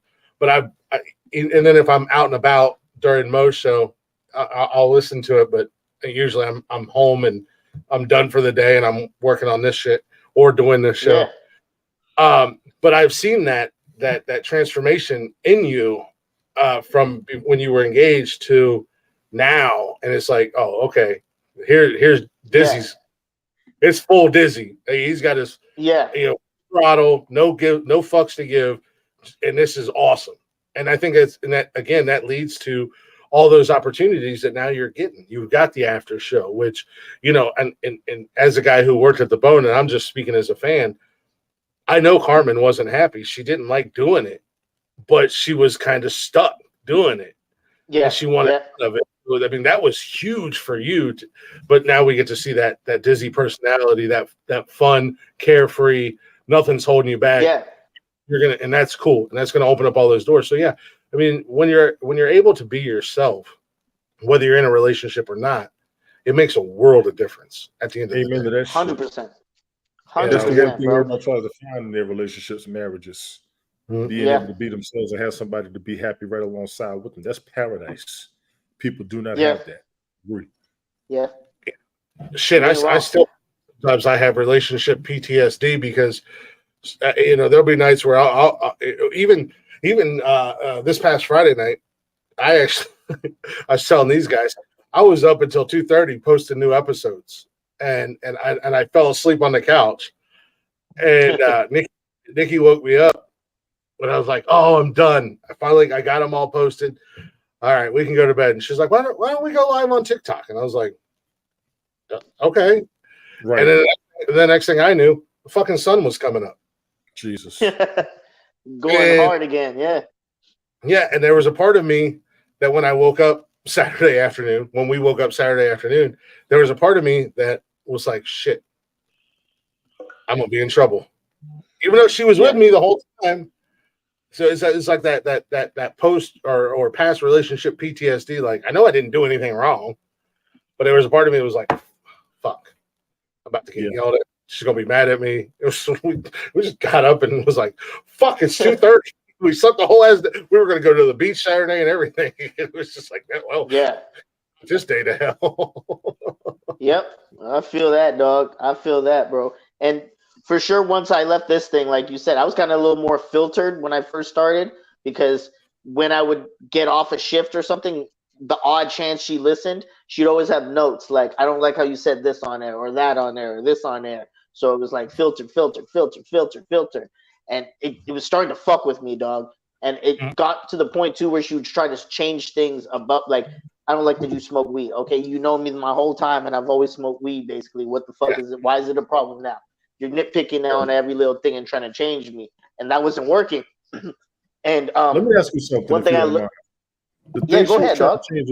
The thing she was trying to change about you, was it to better your image when you were broadcasting, or was it about you as a person? Because sometimes what they change about us, and I've learned this, what they're trying to change about us, our loved ones, they don't want us to look ridiculous online.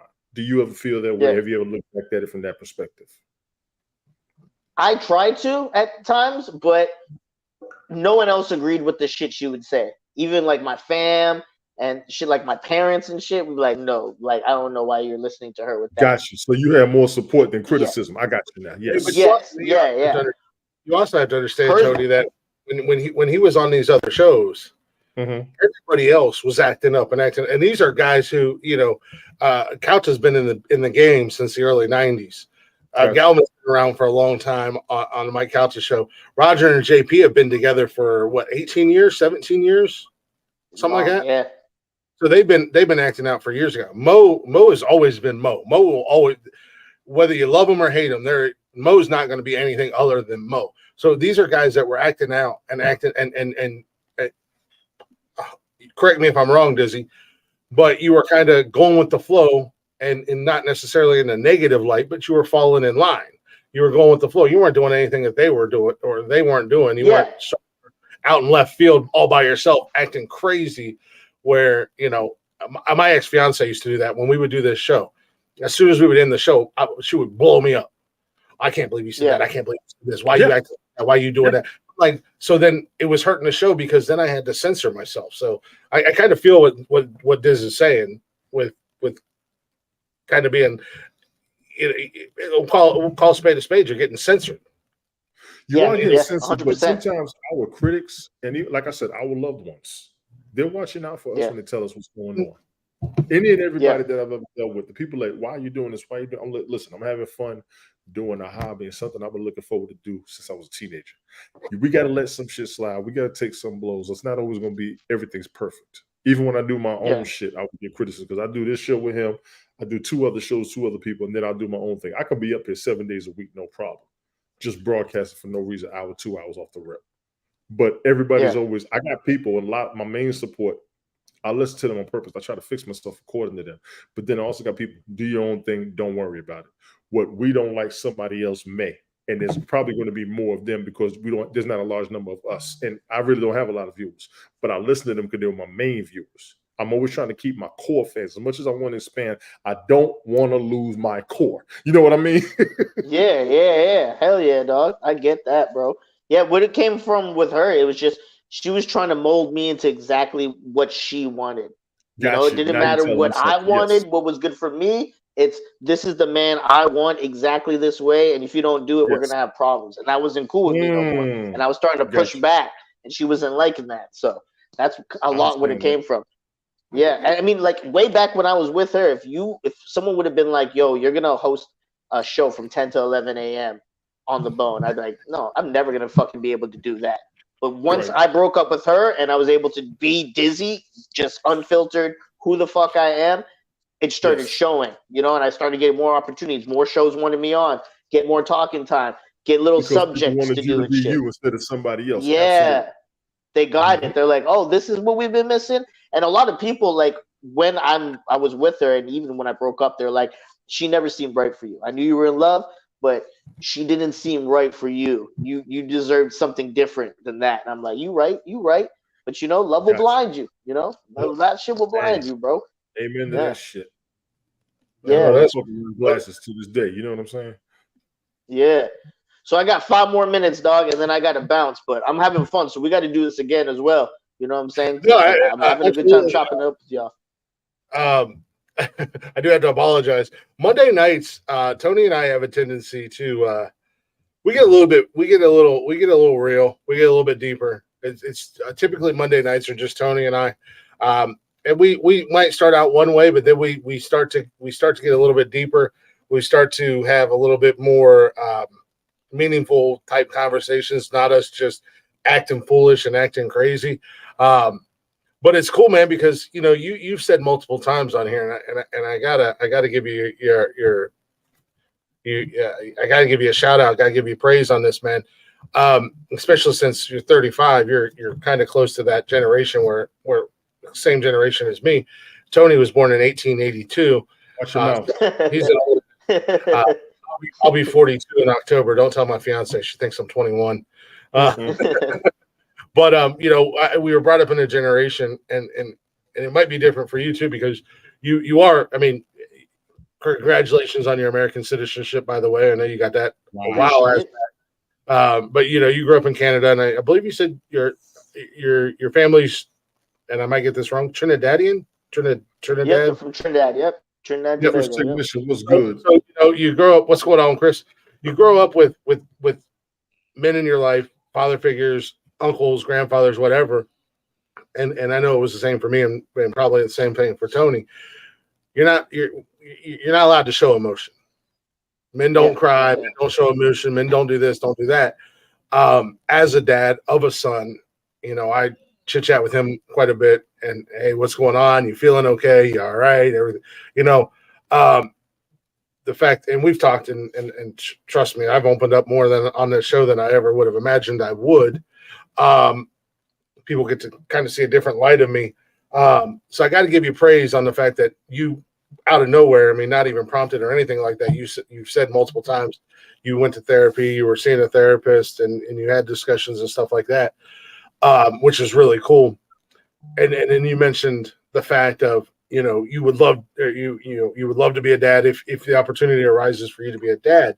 If you had a boy, would you try to change that mentality that like for me, like I said, it was ingrained in me. I'm from the country. Um, I was told real men don't cry, real men don't show their emotions. We work, we bust our asses, we provide, we protect, we do this, we do that. Um, if you had a son, even a daughter, I mean, I hope you don't have a daughter. I have two of them, and oh my god, they are an emotional roller coaster of fuckery. If Where's my dance partner? Fuck that. 18, that's Tony's dance partner. They come on here. If she's here, they interrupt a whole ass conversation for them two to dance. That's But right. if the opportunity was there for you to have children and to have a boy, would you take that opportunity to try to correct what may or may not have been instilled into you and let him know, hey, it's okay to show your emotions. It doesn't make you any less of a man or anything like that. You're gonna be a man no matter what. Yeah. Not that lack of emotions doesn't make you any less, or that too much emotion doesn't make you any less of a man. Would you kind of start instilling that into your son? Well, one of the things I kind of mentioned on here, and you touched on it, is like I've been coaching forever. I started coaching when I was 15, and I'm still doing it. So more than half my life I've been coaching. It's been co-ed when I was first starting because my parents owned the league and it was co-ed, so blah blah blah. But even now I'm coaching the same boys for the same 3 seasons now, and they're like my sons. You know what I'm saying? I try to teach them shit. When we had our first season as a team and we lost a big tournament and they were like crying and shit and they were like afraid to cry, I'm like, bro, you got to be able to cry. I was like, part of being a man is being able to show those emotions, not hide them. You got to let it flow because we're all human, bro. You're going to make mistakes. You're going to fuck up. You got to learn from them. So it's okay to cry. It doesn't make you any less of a man. And I've known some of the toughest motherfuckers in the world, and I've seen them cry. Absolutely. My best friend. You tell your son to cry around you. Yeah. If you're going to cry, come here, because I ain't going to shame you. The rest of the world might, but I'm not. So you get it out around me, and you go back out there and you face the world like you're supposed to by the bloodline. Yeah, exactly. You got to be able to cry. You got to be able to let your guard down. But you also got to be able to embrace the love and shit. Like my brother, like I said, he was my best friend. Every time we talked, when we hung up, I love you, bro. All right, I love you too, man. You can't be afraid to do that shit, bro, because you got to be able to show those emotions and stuff as a man, because that's what it takes. So for me, as a father, when I become one, there's a lot of things that like my dad did that I don't think were the greatest things, and I'm a change for sure. But also just learning from what I went through in life about like relationships, work ethic, anything Maturity, education, experience, all of that shit. with women and shit. Because I've been through dark times. Like I don't say it too much on air because some listeners are just assholes. They'll weaponize shit you say. Yeah, try to use it against you. You know what I'm saying? But I'm not afraid to say it. I've said this on my podcast, and I'll even say it now with you guys. When I went through that bad breakup, I was Baker acted. I didn't know what to do. My life was just like fucking hit a wall. Remember, I lost my girl, lost this investment. Fucking the radio shit wasn't going the greatest. I didn't know what to do. And like in my head, I was like, well, my best friend, my brother, he took his life. That's what I'm supposed to do. I'm supposed to be just gone, dog. And I hit the wall. And that's why I was Baker acted. I had therapists way before I even got the Baker acted. But when I was sitting there, and it was during COVID, so when I got Baker acted, and no one on it, not that many people on air know.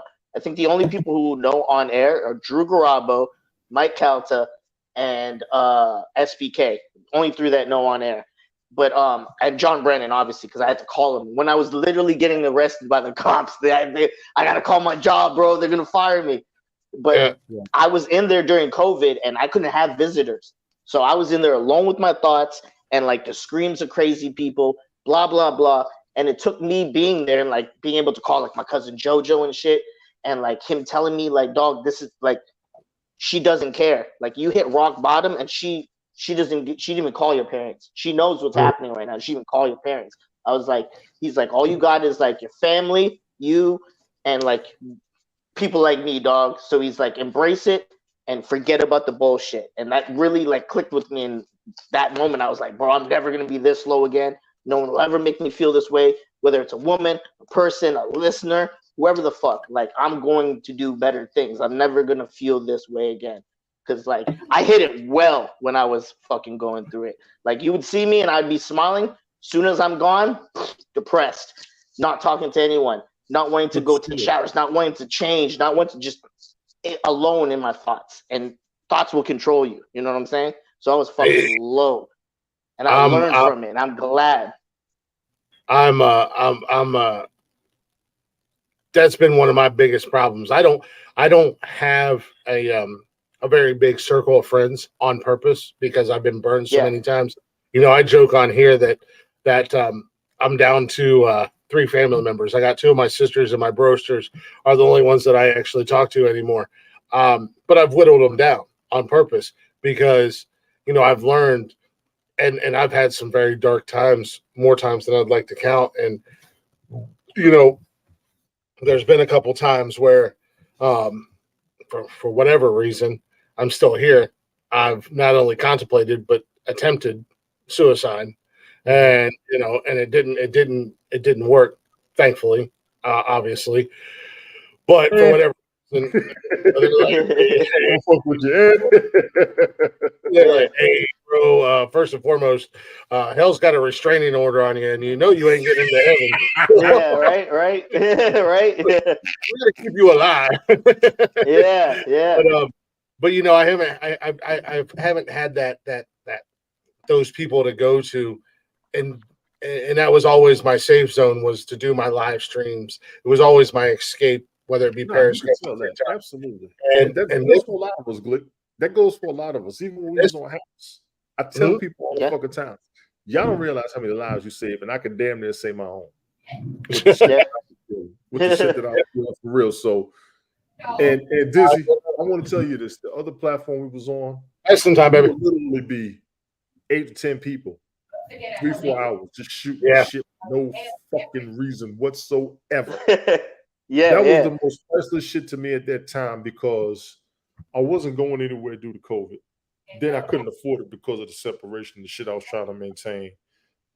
So to have people, and I will say multicultural, cross-continental, global, who were not only going through what I was going through, but were willing to talk about the same topics that I was willing to talk about, who was telling me shit I didn't realize wasn't on the news. That shit was so fucking priceless, man.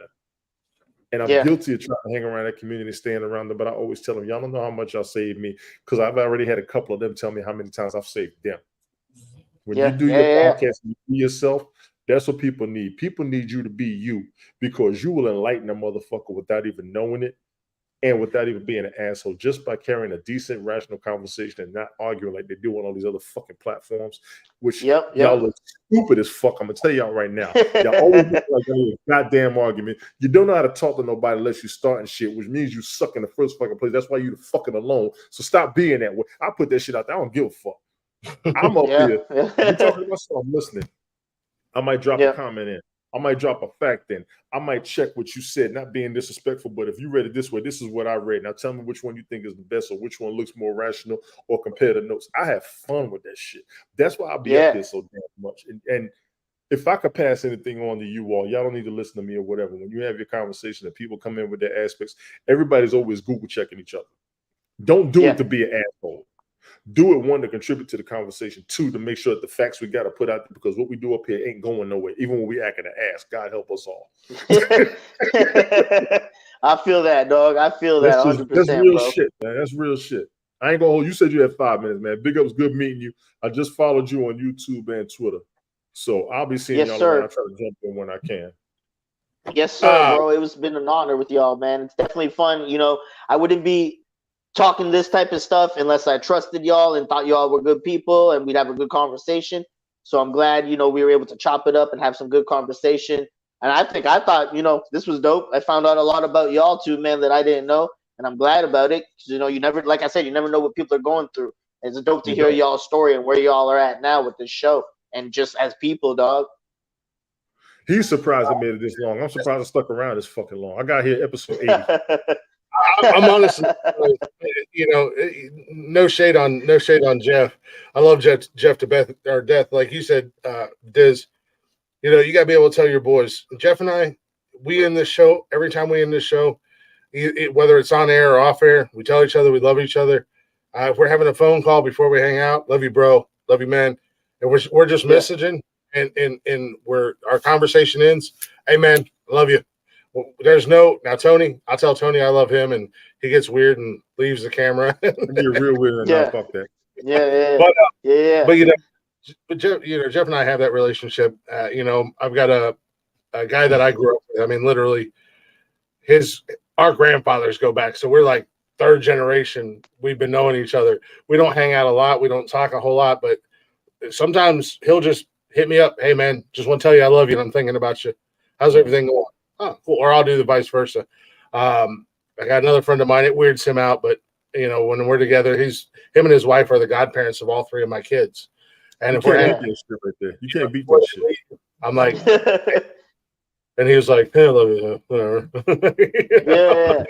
But as men, you should be able to do that, dog. Like I get, like if you're in your teenage years and you're like, man, I'm not saying that shit, bro. But as a man, you guys like, if I tell you I love you, I'm not saying I'm trying to fuck you, dog. You know what I mean? Right. You my boy, dog. You know what I'm saying? I got your back. And anyone who knows me, knows I'm a loyal motherfucker, bro. I got your back no matter what. So if I got love for you, you deserve it, bro. That means if we're in a fight, like you're about to get jumped, we both getting jumped now because I'm going down fighting with you, dog. Code. You know what I'm saying? Together, you gotta be there. That's the code. Well, I mean, I think Tony can attest to my loyalty. I mean, I know it's kind of corny and cheesy looking on the outside, but a very good friend of both mine and Tony, he hosts the Sunday Night Smoke podcast. I'm a big wrestling fan. He sent me this. This is a replica belt. And that's pretty fucking dope. I'm a huge Stone Cold fan, but I had his back when nobody else had his back. Tony had his back when nobody else had his back. And he was like, I just want to thank y'all. Yes, I do have a my man, Sunday Night Smoke podcast, Night spelled NITE. He looked out. I've gone to New York a couple times. I'm originally from Queens, and when I would go up there for a family and I would be in Brooklyn, he would come out there and holler at me. I gotta put him on the map as one of the homies for real. And it was crazy because, and Glick, I apologize for cutting you off. I met him through another guy named Ted Hicks. He does a podcast too. And then there's another guy named True Armor. All three of them are homeboys. All three of them grew up together. They are originally from the neighborhood I was born in when I was in New York. We never knew each other, but we met up here. That's what I'm saying. How much of this shit winds up being priceless, man? Yeah. And all of us sit back. I do my fantasy football broadcast. They all come in. We'll sit there and chop it up like we all knew each other forever. People thought me and Glick known each other over a decade. Like, no, we just met this motherfucker for years. We've only been knowing each other for like 2 years. 2 years, it's been about 2 years. We've known each other. We've been broadcasting for 1 year. Yeah, we've been broadcasting for about a little over a year. We've been broadcasting together. But yeah, we've been knowing each other for about 2 years now. But I'm loyal to a default at points. If I consider you one of my people, shit. If it's me and you versus 300, we're going down swinging, bro. Yep. We're going down swinging, dog. We need to run. Like Tony said, I don't want to hold you up, man. If you got to go, I do appreciate you being on here. The door is always open, brother. To be 100% honest with you, obviously we're going to stay in touch. We're going to shoot the shit anytime you want to come up. We're here Mondays, Wednesdays, and Saturdays. You let me know. The door is absolutely 100% open for you anytime. Before you take off, though, let everybody know where they can find you at on all the social medias, where they can listen to you at 5 days a week, whatever, where they can find all that stuff at. Okay, well, starting from the top, we'll go with the bone. First off and foremost, my peoples. I host the after show, the Mike Calta after show, 10 to 11 a.m. every weekday. And then I follow that right into the Roger and JP show. You can hear me on that usually from 11 a.m. to 2 p.m.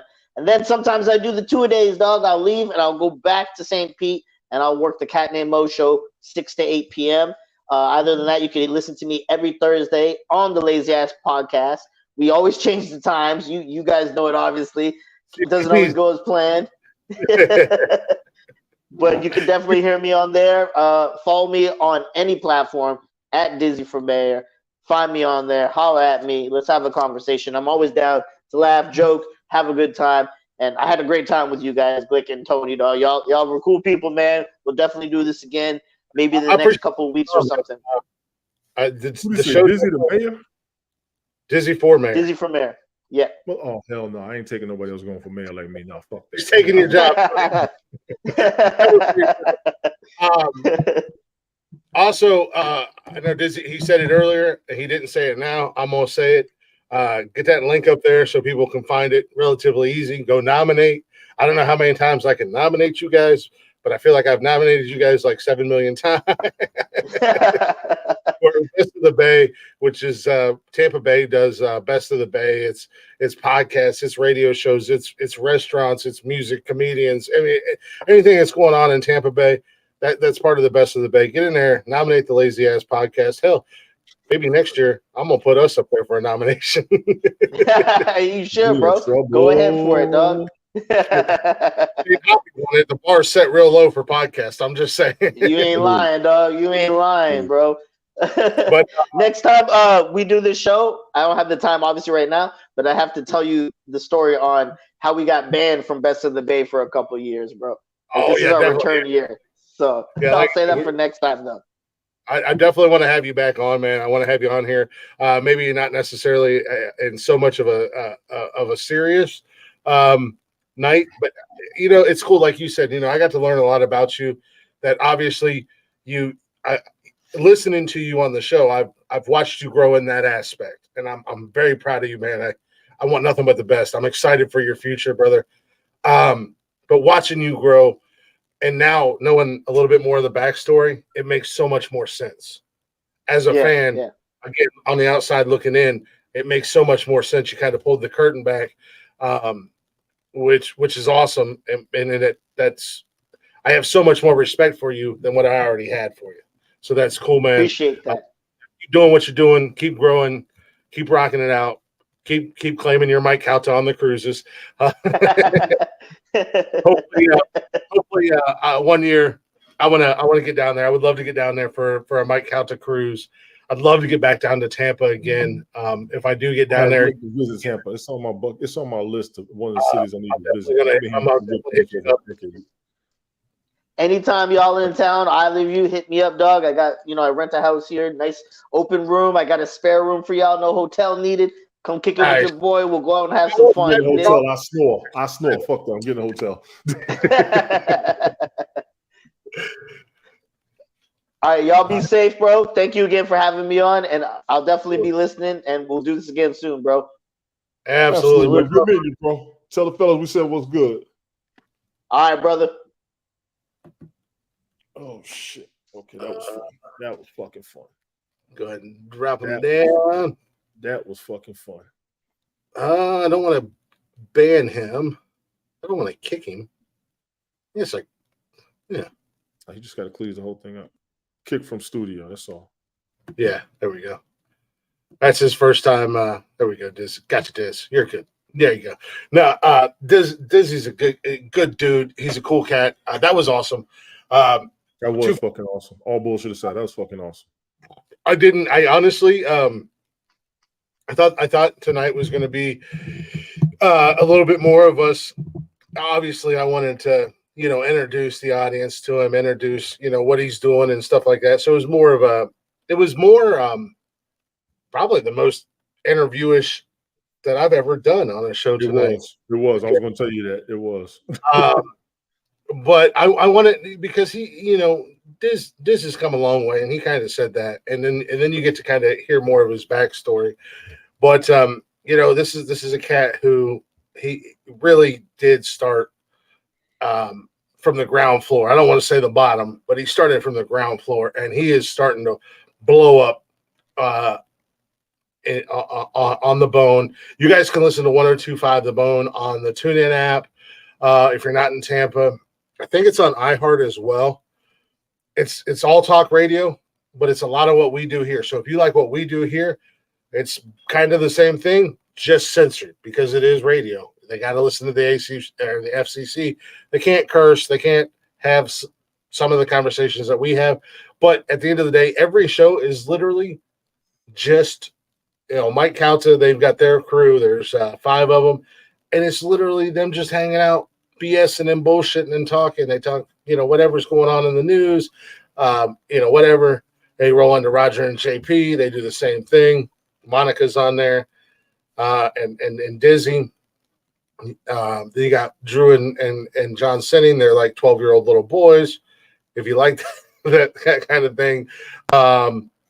And then the night shows, Johnny B has his show, A Cat Named Mo, but it's 24/7 talk radio, but it's not that political, boring crap that you instantly think of when you think of talk radio.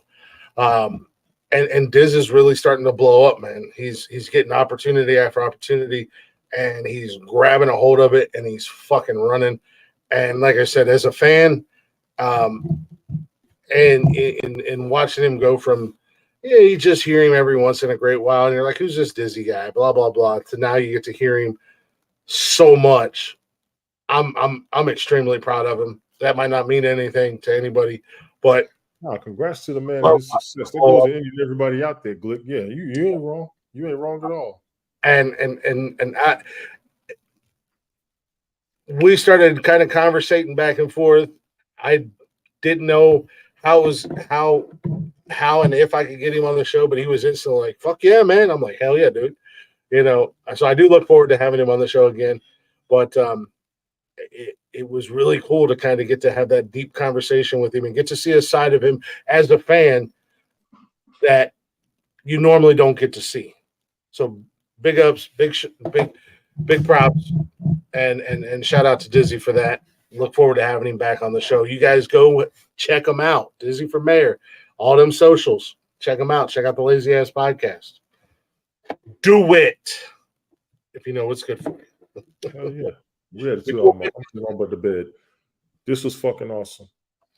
I always tell you congratulations on what you've done. I'm going to tell you congratulations on your sponsorship, for real. And I'm going to always tell you thank you for having me on board. All bullshit aside. Well, I wanted you here, man. No, I know. I'm just saying, like, nah, it's for real. Because always a lot of hell gets caught on everybody's shit, and you still making it, you still doing it, and you still progressing. Every time you get a guest up here, it's a sign of progression to me, in my opinion. And I always take it back to when I had my interview. I know what it did for me. I know how I feel. That's why I tell you that. So just keep doing what you do, man. But I'm gonna drop down. I will be here Wednesday night. Hold it down. I don't know if you're gonna have a guest or whatever. I know Jeff will probably be here, but I don't think we have anything playing Saturday or Wednesday night, so it'll be the 3 of us. I do got all kinds of news stories on the back burners, but I got a bunch I got to do. I was gonna do some tomorrow night too. I've been trying to save a lot of them for when we come up here, but I might do my own thing tomorrow night. Throw it out there. I got some news stories on the back burner, but like I said, these next couple weeks, like I said, we had Steven on with the Saturday night. Diz was here tonight. Friday night, I got to double check and make sure everything's good. I'm supposed to be on the Q for You podcast. If you guys want to join, I'll hit them up. And be like, hell yeah, I'll try to be there. You said Friday night? Yeah, Friday night. I think Friday. I was trying to go because I might be working Saturday morning. I think Friday at 7 or 8. I can't remember. I got to hit them up and make sure we're still good for that. And then coming up in August, sometime in August, I'll reach out to the guys. We got Kay Stuckey and 40 Fonz, the Scumbag Lounge, is going to join us on the show. Steven wants us to come on the show, on his show in August. So, I mean, we got things going on, man. We got things going on. We got do that shit coming on. We got appearances coming up. So it's getting a little crazy. It's getting good. We got this is what you wanted. This is what the fuck you wanted. It ain't crazy. What I wanted. This is what I wanted. This is what the fuck you want, and you do that shit. I'm looking more for everybody that I used to deal with first before I was worried about the guests. Yeah. And look at what you're doing. So yeah, you keep rolling with that shit. But I'll catch you Wednesday, man. Everybody, appreciate y'all for real. We'll catch up Wednesday, man. Absolutely, man. Much love, brother. All right, man. All right. Speaking of sponsors, 2 hours in, let's let's hit this real quick. Let's double them up. Let's get them both out there. Let's get them both out the way. Pay some bills, as Jeffrey says, or as the old school radio guys said.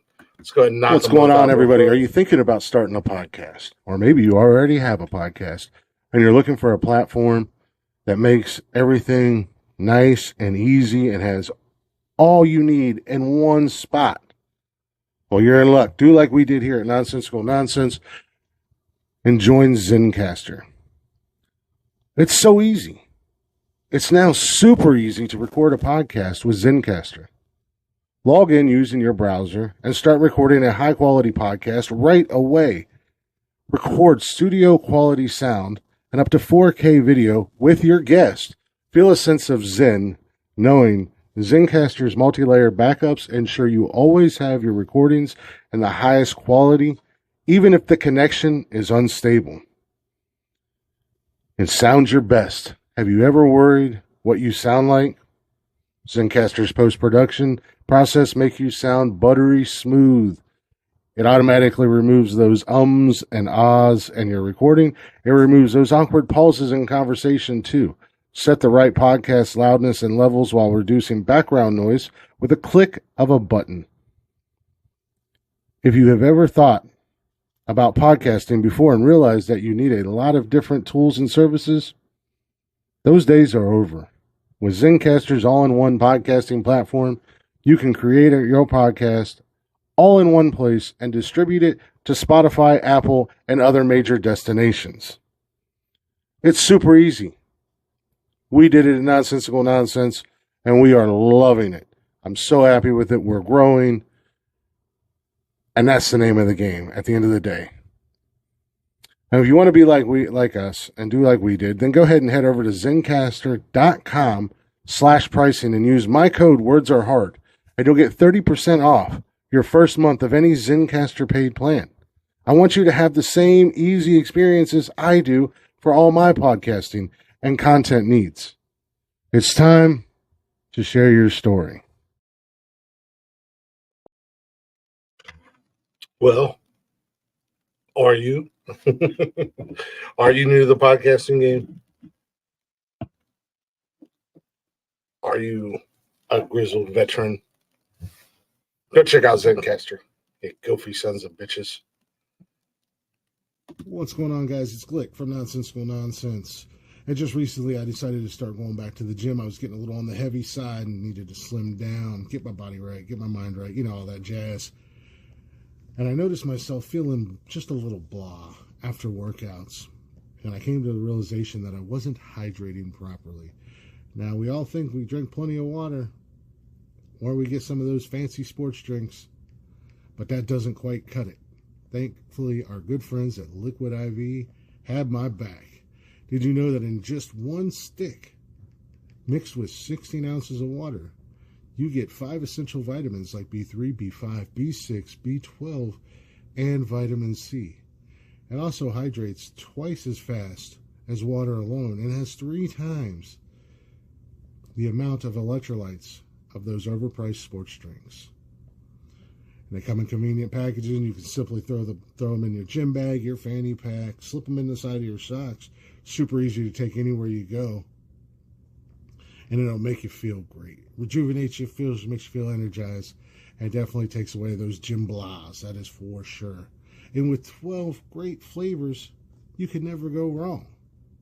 You got flavors like strawberry lemonade, Concord grape, lemon lime, pina colada, and many more. So go ahead and head on over to liquidiv.com. Use Words Are Hard and get 20% off at checkout. That's 20% off anything you order when you shop Better Hydration today using promo code Words Are Hard at liquidiv.com.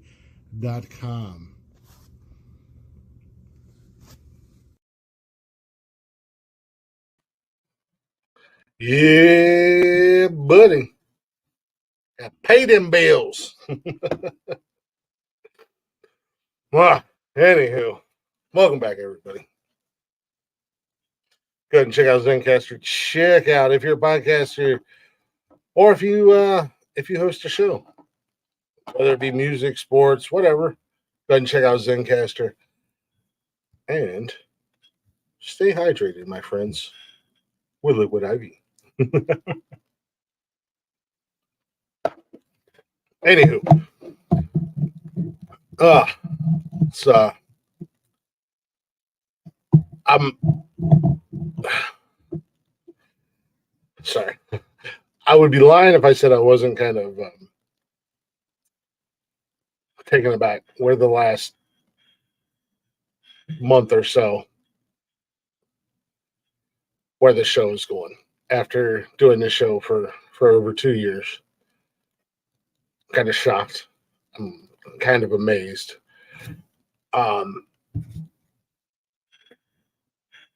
Because when we first started this, I didn't know where it was going to go, or I didn't really know what to expect from it. All I knew is that I was finally chasing a dream. I was finally doing something that I wanted to do.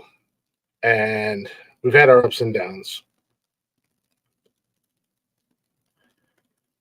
And we've had our supporters, obviously. We've had our haters. And we've just kept going, kind of trying to find our footing and find our way and figure out the direction that this show was going to go. And like I said, in like the last month or so, it's really starting to pay off. And I'm excited. I'm eager. I'm hungry again.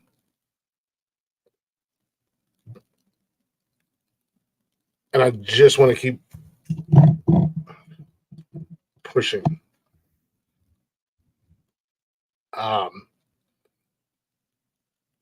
It's kind of corny and kind of cheesy, but I feel like at this moment in time where we are, I'm a heavyweight fighter training for his first championship, and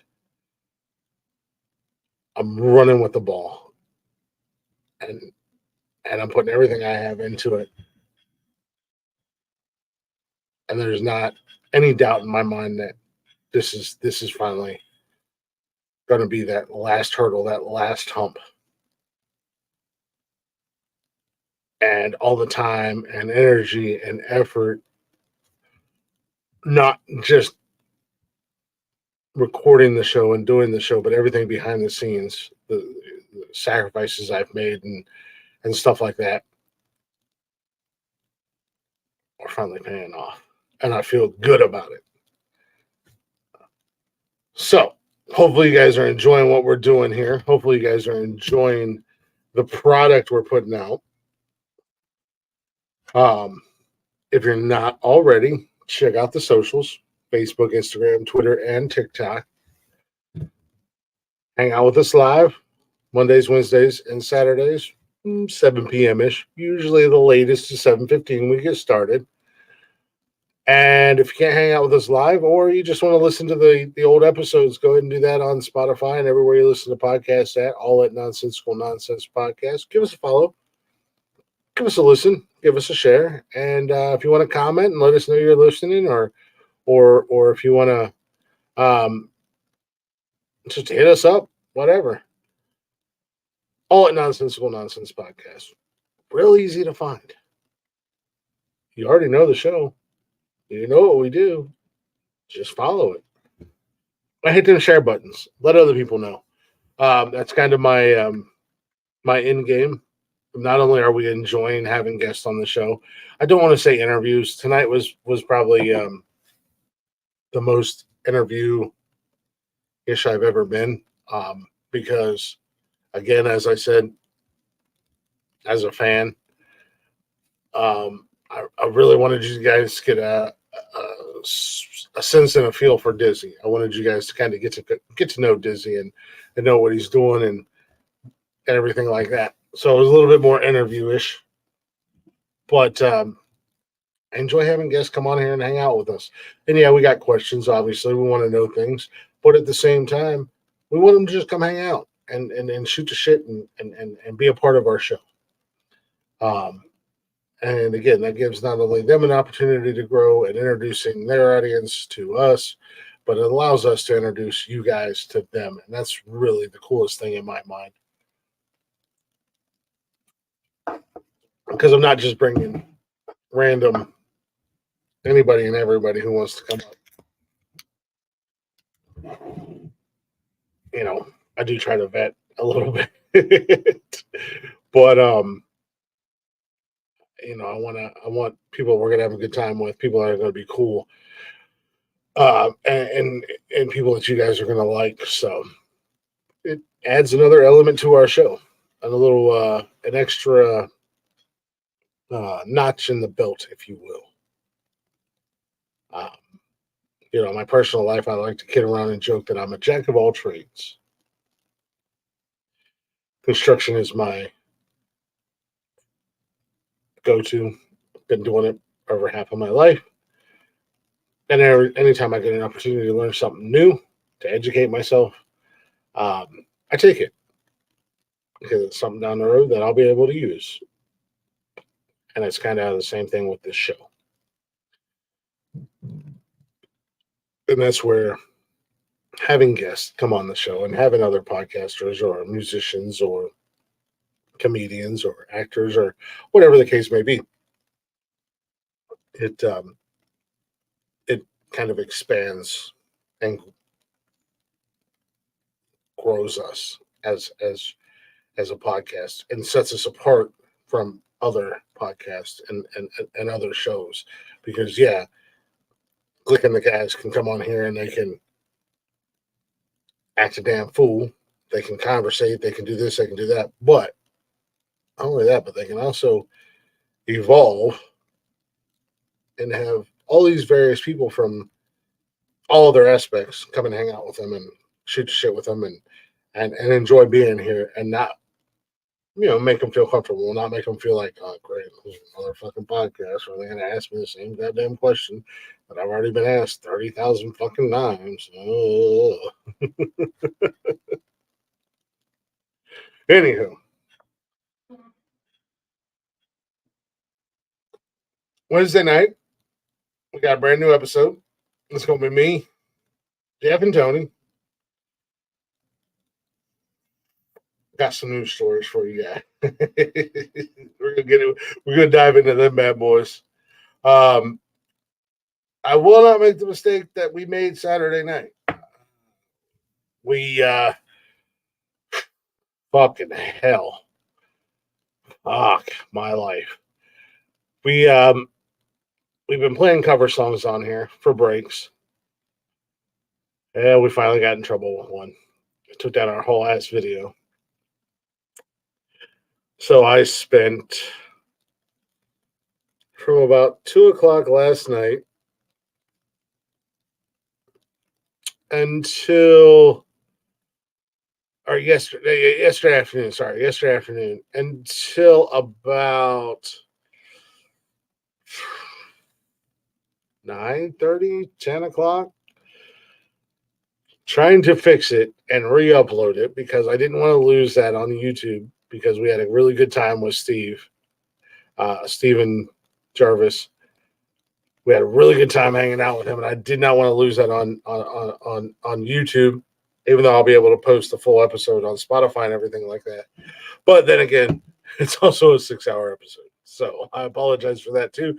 Jeff and I forgot that we were live and we were just hanging out bullshitting and we were talking about all these different things. And then we realized we were still live. It was like, holy shit. So I do apologize for the fact that it's a 6-hour episode. But if you go on a long road trip or fucking let it play while you're at work.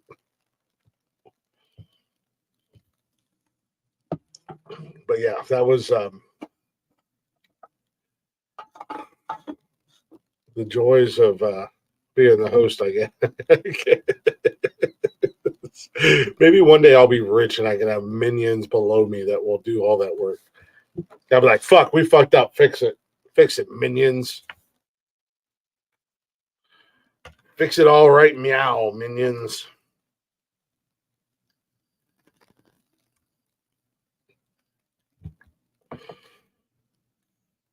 But until then, anywho, I don't want to bore you guys with my ramblings and all my bullshit. We're going to wrap up the show with a little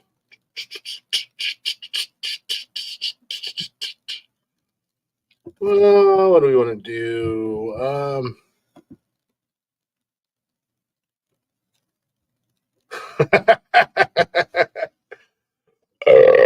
Well, yeah, Mark, but you don't do all the behind the scenes stuff for me. You just follow me like a weird creeper.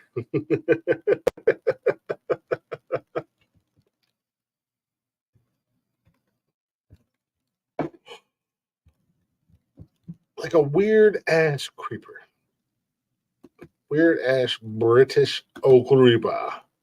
I need minions that'll. I need to delete that song so it doesn't ever get played again on the air. There we go.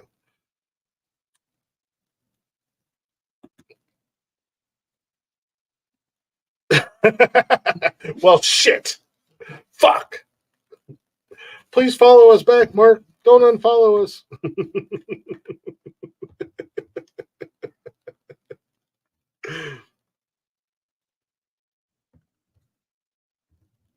Come back.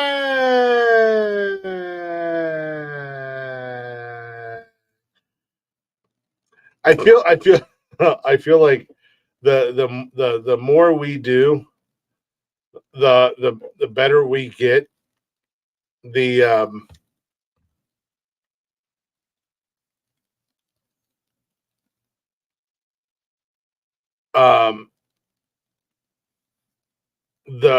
more people that will unfollow us or not pay as much attention, which is fine. We're gonna weed out the garbage. We're gonna weed out the trash. Fuck your ranch. Fuck your ranch dressing, bitch. I'll pour that bitch right in the sink. Double fisted, 2 bottles at a time. No, I feel like we'll get rid of the trash because they're going to realize that they don't mean anything and they don't phase us in any way, shape, or form. And we're going to keep doing what we do. And they're just going to be madder and madder at the end of the day. But that being said, yeah, what, let me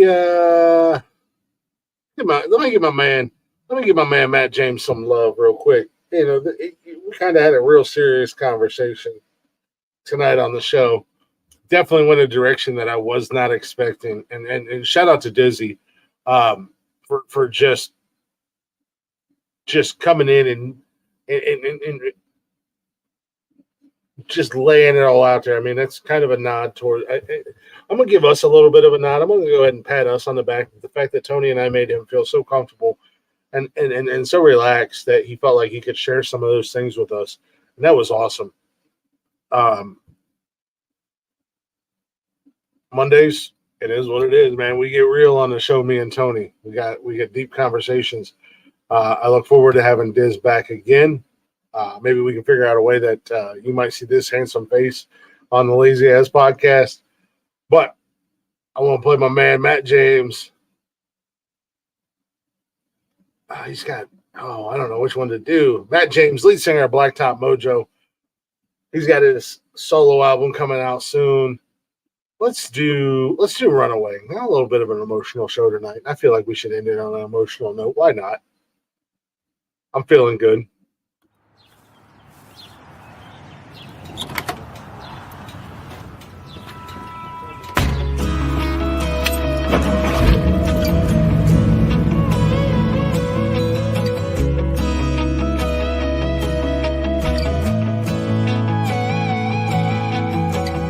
Sundown, the highway hums a eulogy about a small town in the rear view, fading like a photo in the sun. She tried to lead him past in a cloud of dust, always scared to death I would catch enough. Some things you just can't leave. I'm bitching that the worst was over now. It's funny how it all comes back around. You can slam your foot down on the gas, but baby you just can't outrun the past. It doesn't really matter how far you drive, you're gonna have to pump those brakes sometime and just slow it down.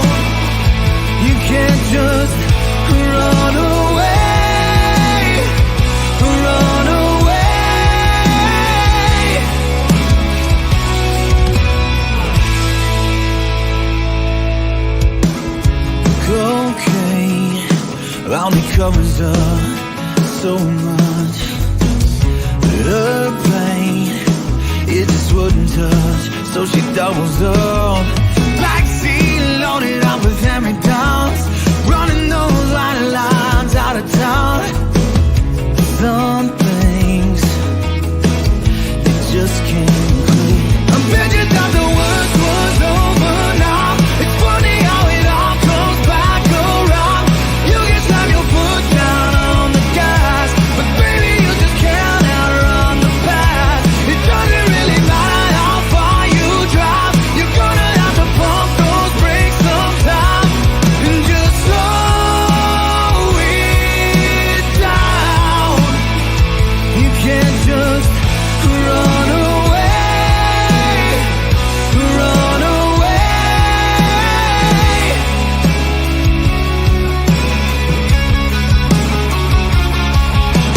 Settle it up, slow down. It doesn't add up, slow down. You can't run away. Settle it up, slow down. It doesn't add up, slow down. You can't run away. I bet you thought the worst was over now. It's funny how it all comes back around. You can slam your foot down on the gas, but baby you just can't outrun the past. It doesn't really matter how far you drive, you're gonna have to pump those brakes sometime and just slow it down. You can't just run away, run away.